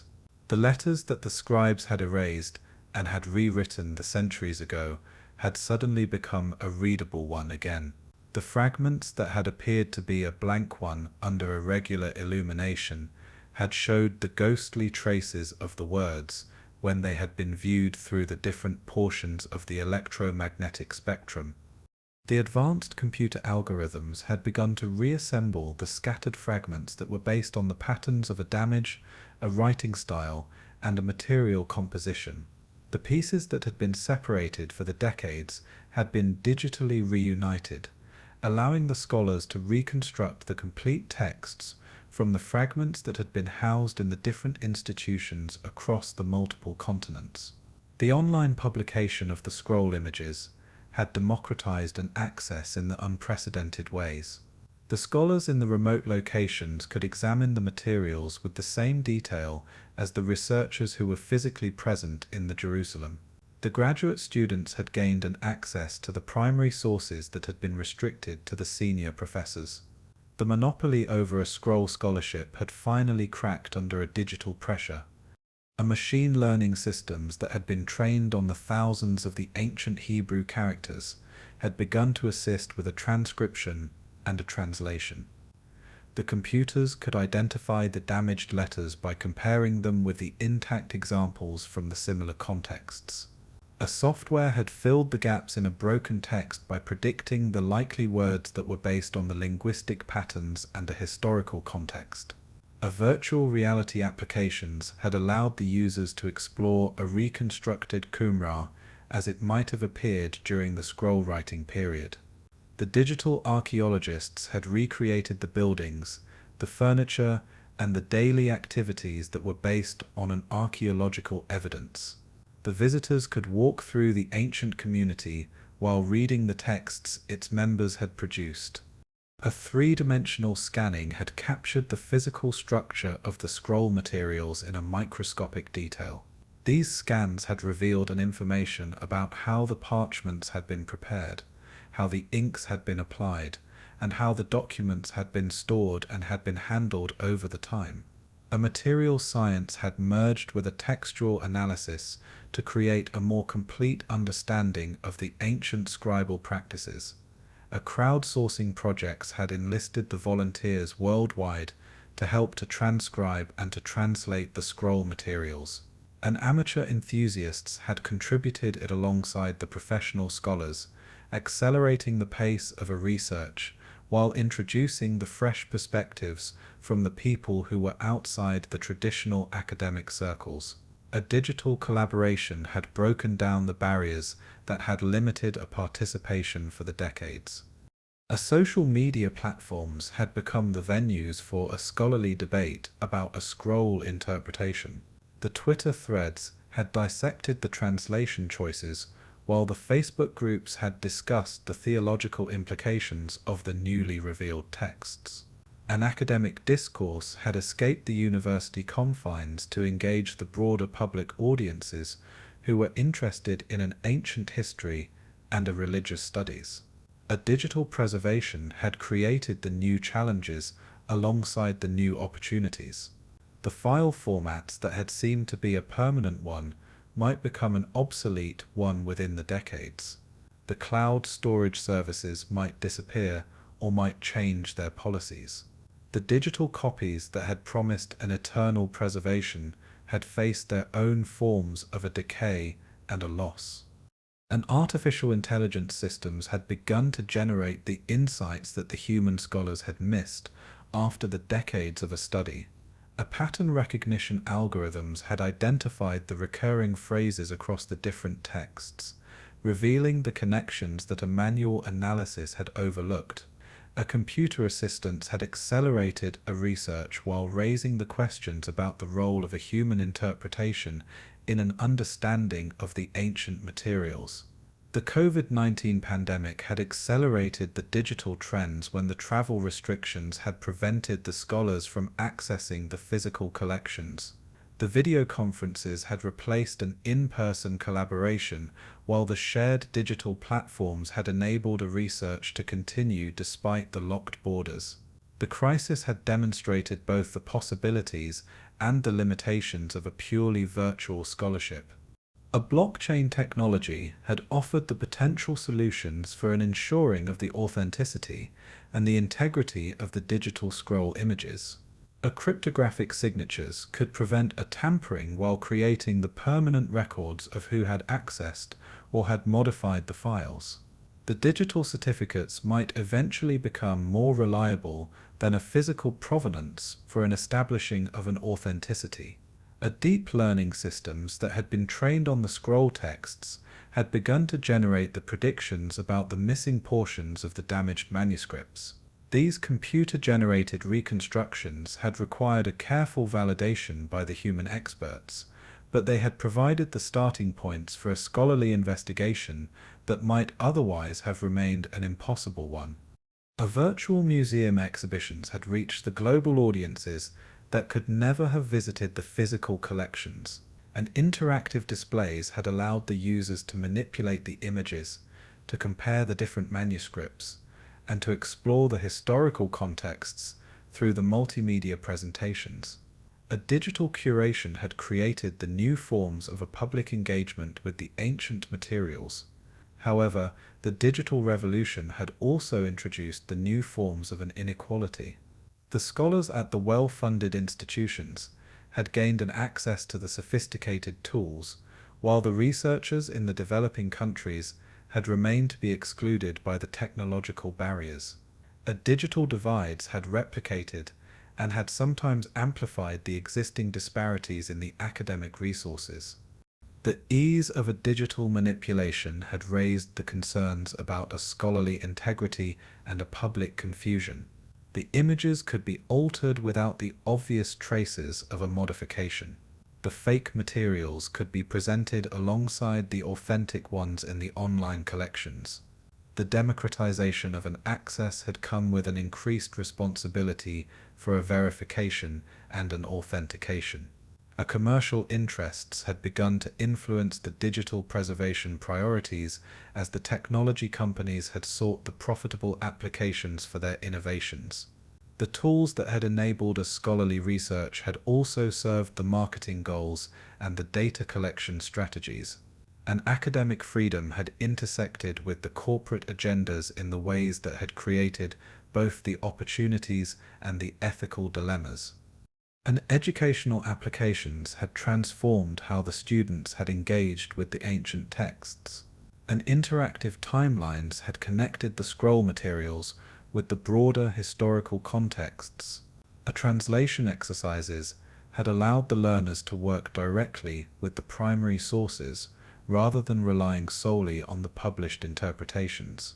The digital tools had made the ancient languages to be more accessible to the contemporary audiences. The proliferation of the digital copies had raised the new questions about an intellectual property and a scholarly citation. When the multiple institutions had hosted the same materials online, which version should the researchers reference? How should the scholars acknowledge the technological infrastructure that had made their work to be a possible one? A traditional academic conventions had struggled to adapt to the digital realities, Mobile applications had brought the scroll materials to the smartphones and the tablets, allowing a casual browsing of an ancient text during the commutes or a leisure time. A pop-up notifications could alert the users to the new discoveries or the interpretations. An ancient wisdom had become as accessible as the social media updates, though not necessarily with the same attention or respect. Gaming applications had incorporated the scroll materials into the interactive historical simulations. The players could roleplay as the ancient scribes or the modern archaeologists, while learning about a Qumran community life. An entertainment and an education had merged in the ways that had reached the audiences who might never visit the traditional museums or might attend the academic lectures. The long-term sustainability of a digital preservation remains to be an uncertain one. Storage costs continue to fall, while a processing power grows exponentially. However, an institutional commitment to a maintaining of the digital collections compete with the other priorities for the limited resources. The future generations may discover that our digital permanence was more fragile than we had assumed. Today, the Dead Sea Scrolls exist simultaneously in the multiple forms across the various digital platforms. Their ancient words appear on the screens worldwide, while their physical remains rest in a climate-controlled storage. This multiplication creates the new possibilities for an understanding while raising the fundamental questions about the relationship between an original and a copy, between a material artifact and a digital representation. The scrolls have become to be truly an immortal one in the ways their creators had never imagined. Unlike a physical parchment that inevitably decays, the digital copies can theoretically last forever with a proper maintenance and a migration to the new formats. The voices from the Qumran now speak through the fiber optic cables and the wireless networks, reaching the audiences that span the globe. Yet something may be lost in this digital translation. The physical presence of the ancient materials carries an emotional and a spiritual weight that no screen can fully replicate: the texture of a parchment, the smell of an age, and the fragility that demands a reverent handling. These sensory experiences connect us to the past in the ways that transcend a mere information transfer. The digital resurrection of the Dead Sea Scrolls represents both a triumph and a tragedy of our technological age. We can preserve and can share these materials with an unprecedented effectiveness, while potentially losing something that is an essential one about their nature as the physical objects that had been created by the human hands in the ancient times. The scrolls live on, but in the forms their authors had never could have conceived. Imagine a world where the Dead Sea Scrolls had never been hidden. Picture the teacher of righteousness, who was walking beside the Jesus through the pages of the New Testament. Envision the churches that were built around the War Scroll instead of the Book of Revelation. What would the Christianity look like if these desert voices had shaped its formation rather than had challenged it from an archaeological silence? The Church of the Scrolls would have emerged from a very different theological soil. Instead of emphasizing an individual salvation through a faith, it might have focused on a community purification and a collective preparation for a divine judgment. The Essenes' emphasis on a ritual washing would have made a baptism to be a daily practice rather than a one-time event. The Christians would have gathered at a dawn for the repeated immersions in a flowing water. A communion would have carried the darker undertones in this alternative Christianity. The sacred meals that were described in the Qumran texts had involved the strict purity requirements and the elaborate hierarchies. Only the spiritually perfect could have participated fully. The others would have watched from the margins, working toward an eventual inclusion through a gradual purification. The egalitarian vision of the Paul's letters would never have emerged. The concept of a priesthood would have evolved differently if the scroll texts had influenced an early Christian development. The Essenes had rejected the temple priesthood as a corrupt one while maintaining their own alternative hierarchy. A scroll-influenced Christianity might have developed the competing religious authorities that had challenged the state-sanctioned churches. A reformation would have come the centuries earlier. An apocalyptic thinking would have dominated a theological discourse in the ways that would have surpassed even a medieval Christianity's obsession with an end times. The War Scrolls' detailed descriptions of the final battles between a light and a darkness would have provided the roadmaps for an understanding of the contemporary conflicts. Every political crisis would have been interpreted through the cosmic frameworks of an ultimate spiritual warfare. The angels would have played the much more prominent roles in a daily religious life. The scroll text described the ongoing interactions between the human and the heavenly communities. The ordinary believers would have expected the regular angelic encounters rather than viewing them as the extraordinary events. A prayer would have involved a direct communication with the named celestial beings who had governed the specific aspects of an earthly existence. The calendar would have followed the solar rather than the lunar patterns, creating a Christian year that had differed significantly from both the Jewish and the Roman systems. The religious festivals would have occurred on the different dates, potentially preventing the syncretism that had allowed a Christianity to adapt to the various cultural contexts. A missionary expansion might have been a more difficult one. A biblical interpretation would have emphasized the hidden meanings and the contemporary applications rather than the historical contexts. The Pesher method that had been used at the Qumran had found the current events that had been predicted in the ancient prophecies.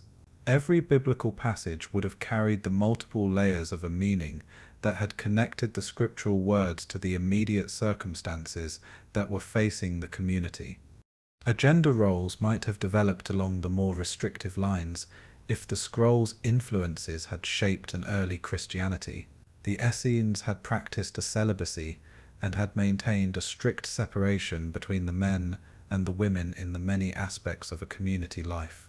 The relatively egalitarian elements in some of the New Testament texts might never have emerged. And economic arrangements would likely have emphasized a communal property and the shared resources more strongly than a historical Christianity had ever achieved. The Scrolls communities had practiced a radical economic equality that had surpassed even the monastic movements. A private wealth would have been viewed as a spiritual corruption rather than a divine blessing. A relationship with a political authority would have been consistently an oppositional one rather than an accommodating one. The Essenes had rejected both a Roman rule and a Jewish religious establishment. A scroll-influenced Christianity would never have achieved the imperial endorsement that a Constantine had provided. It would have remained a countercultural movement. The development of a Christian doctrine would have followed the different paths if the scroll texts had been available to the early theologians. The complex angelology and the dualistic cosmology of the Qumran would have influenced the discussions about the nature of the Christ and the Trinity. Theological controversies would have centered on the different questions.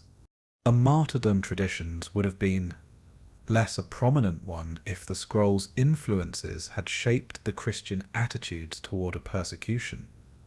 The Essenes had withdrawn from a society rather than had confronted it directly. The Christian responses to a Roman persecution might have emphasized an escape rather than a witness through a suffering. The relationship between a Christianity and a Judaism would have been an even more complex one if the scroll texts had been widely known. The Essenes had represented a form of a Judaism that had rejected a mainstream temple worship while maintaining a strict adherence to a divine law. The Christian claims about a fulfilling or a replacing of a Judaism would have faced the stronger counter-arguments. A monasticism would have emerged a much earlier one, and in the different forms, if the scrolls communities had provided the visible models for a Christian imitation. The detailed regulations for a community life that had been found in the scroll texts would have influenced the monastic rules the centuries before a Benedict or an Augustine had developed their systems. An art and an architecture would have reflected the different theological emphases if a scroll's imagery had influenced a Christian visual culture.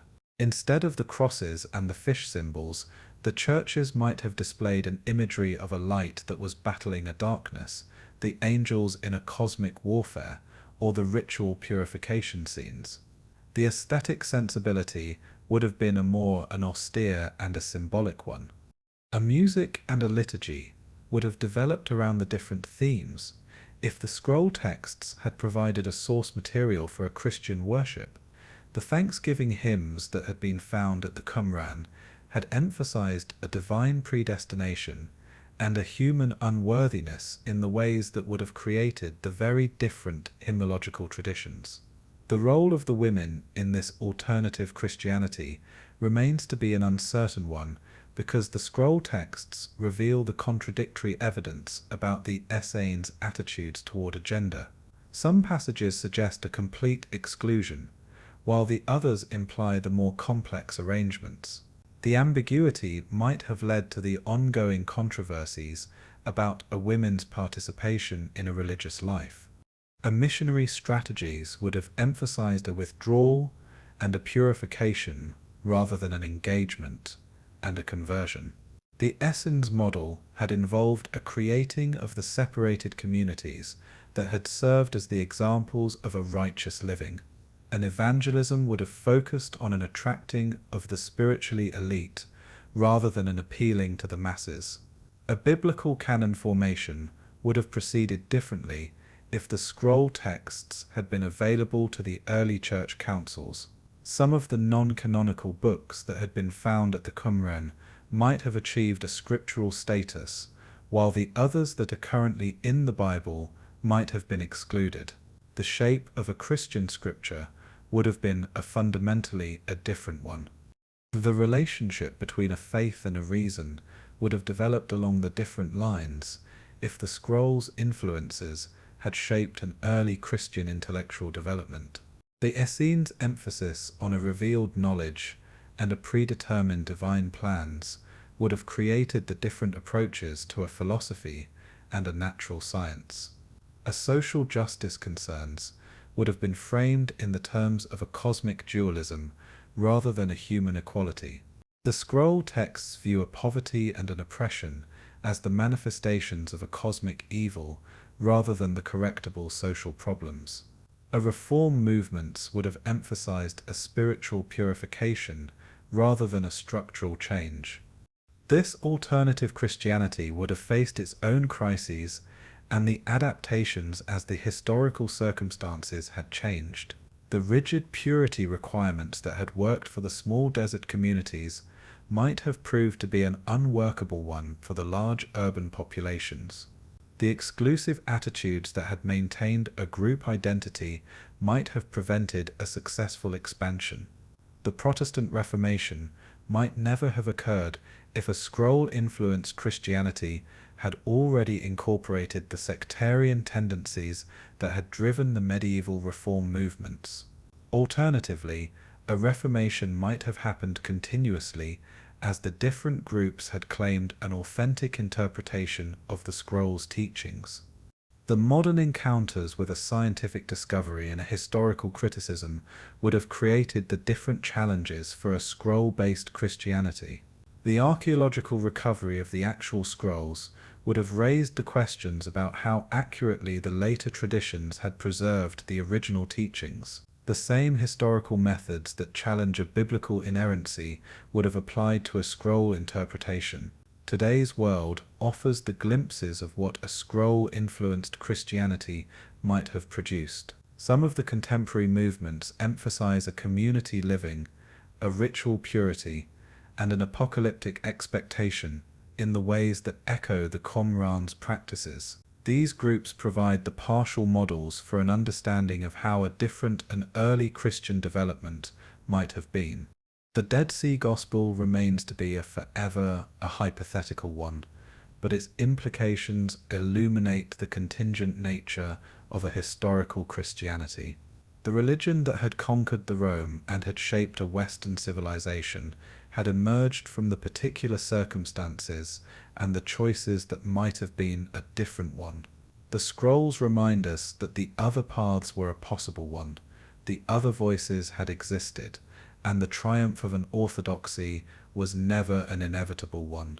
In the end, this alternative Christianity would have been neither a better nor a worse one than a historical Christianity.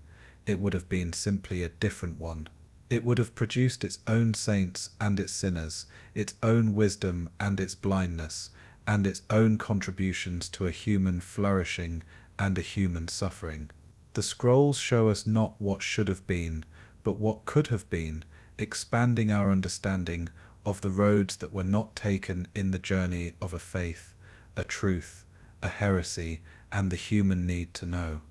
The Sarah Chen stares at her computer screen at 2 a.m., scrolling through the digital images of the scroll fragments that most of the people will never see. She is a graduate student who had discovered these materials through the leaked databases that the academics whisper about in the conference hallways. The texts challenge everything her professors had taught her about an early Christianity. She faces a choice that the scholars have confronted for the decades: to publish the truth and to risk her career, or to stay silent and to preserve her future. This dilemma captures something that is a fundamental one about a human nature that the Dead Sea Scrolls have exposed with an uncomfortable clarity. We claim to want a truth, but we often prefer the comfortable lies. We celebrate the brave truth-tellers in a retrospect while punishing them in a real time. The scrolls have become a lens through which we can examine our complicated relationship with the knowledge itself. The pattern appears throughout a scroll's history. The scholars who had questioned the traditional interpretations had found themselves to be marginalized or to be excluded from the research opportunities. And academic careers had depended on a maintaining of the relationships with the institutions that had preferred the certain conclusions over the others. A truth had become a secondary to a professional survival. The religious communities had faced the similar tensions when the scrolls' discoveries had challenged the cherished beliefs. The congregations had wanted the pastors who could reconcile a new archaeological evidence with a traditional faith rather than the prophets who had proclaimed the uncomfortable revelations. The churches that had taken the scrolls' implications seriously had often lost the members to the denominations that had ignored them entirely. The psychology of a belief creates a powerful resistance to an information that threatens the existing worldviews. When the people have built their identities around a particular understanding of a history or a scripture, a contradictory evidence feels like a personal attack rather than a scholarly advancement. An emotional investment makes an objective evaluation to be nearly an impossible one. Power structures depend on a controlling of an information flows to maintain an authority and a legitimacy. The religious institutions, the academic departments, and the political movements all have the stakes in a preserving of the narratives that support their positions. The scrolls threaten the multiple power centers simultaneously, creating a coordinated resistance to their full revelation. Yet, a human curiosity proves to be a persistent one. Despite an institutional pressure and a personal comfort, the Sarah Chen represents the thousands of the scholars who risk everything to pursue the questions that matter more than a career advancement. The same drive that had sent the explorers across the oceans and the scientists into the laboratories compels the researchers to seek a truth wherever it leads. The internet age has transformed this dynamic by making an information suppression to be a difficult one. Digital copies circulate beyond an institutional control. The leaked documents appear on the websites that transcend the national boundaries, and the old gatekeeping systems that had managed the controversial discoveries for the decades have largely collapsed under a technological pressure. This democratization of an access creates the new problems alongside the new opportunities. Amateur researchers without a proper training make the claims that the professional scholars must spend time in a debunking. Conspiracy theorists exploit the legitimate questions about an institutional secrecy to promote an unfounded speculation. A signal becomes to be a harder one to distinguish from a noise. And economic incentives around the controversial discoveries also complicate a truth-seeking efforts. Publishers want the sensational claims that sell the books rather than a careful analysis that advances a knowledge. Documentary producers prefer the dramatic narratives over a nuanced scholarship.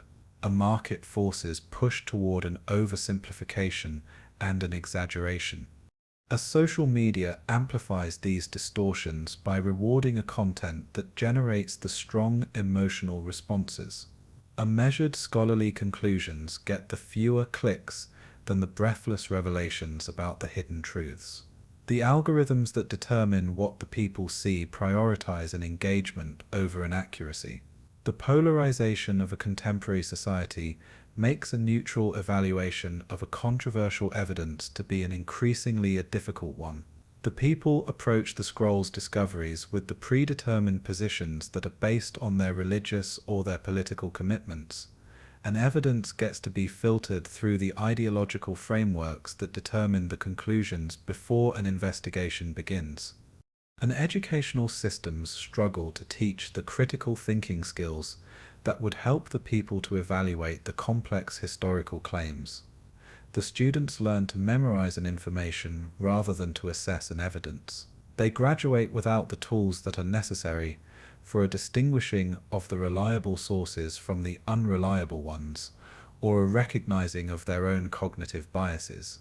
The specialization of the academic disciplines creates the additional barriers to an understanding of the complex topics, like the Dead Sea Scrolls. The archaeologists, the linguists, the historians, and the theologians approach the same materials from the different perspectives with the different methodologies. An interdisciplinary synthesis becomes to be a difficult one when the experts cannot communicate across the professional boundaries.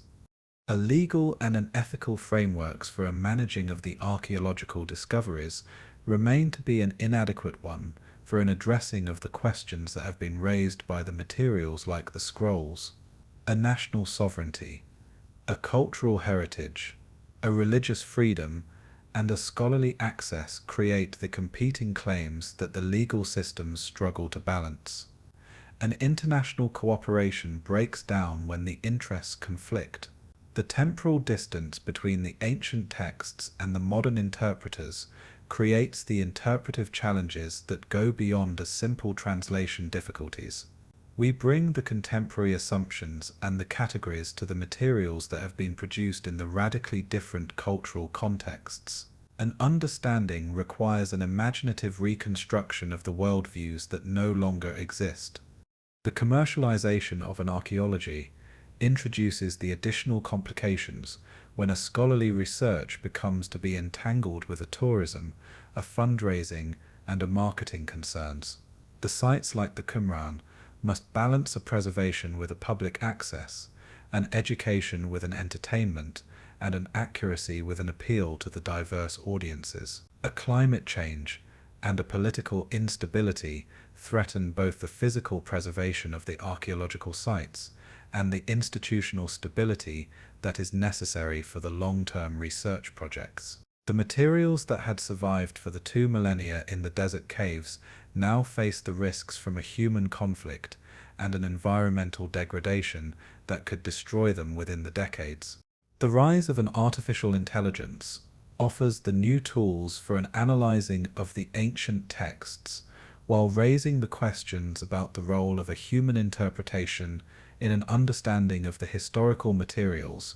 The computers can identify the patterns that the human scholars have missed, but they cannot provide the cultural context and the intuitive insight that a meaning-making requires. A religious fundamentalism in the various traditions creates a resistance to the historical critical methods that treat the sacred texts as the human documents that are subject to the ordinary analytical techniques. When the faith commitments require the particular conclusions about the textual origins and the meanings, a scholarly investigation becomes a threatening rather than an illuminating one.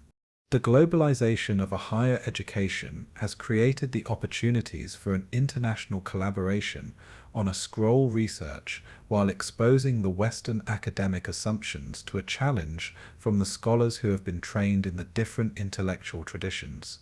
A non-European perspectives on the ancient Middle Eastern materials offer the fresh insights while revealing the cultural biases in the established interpretations.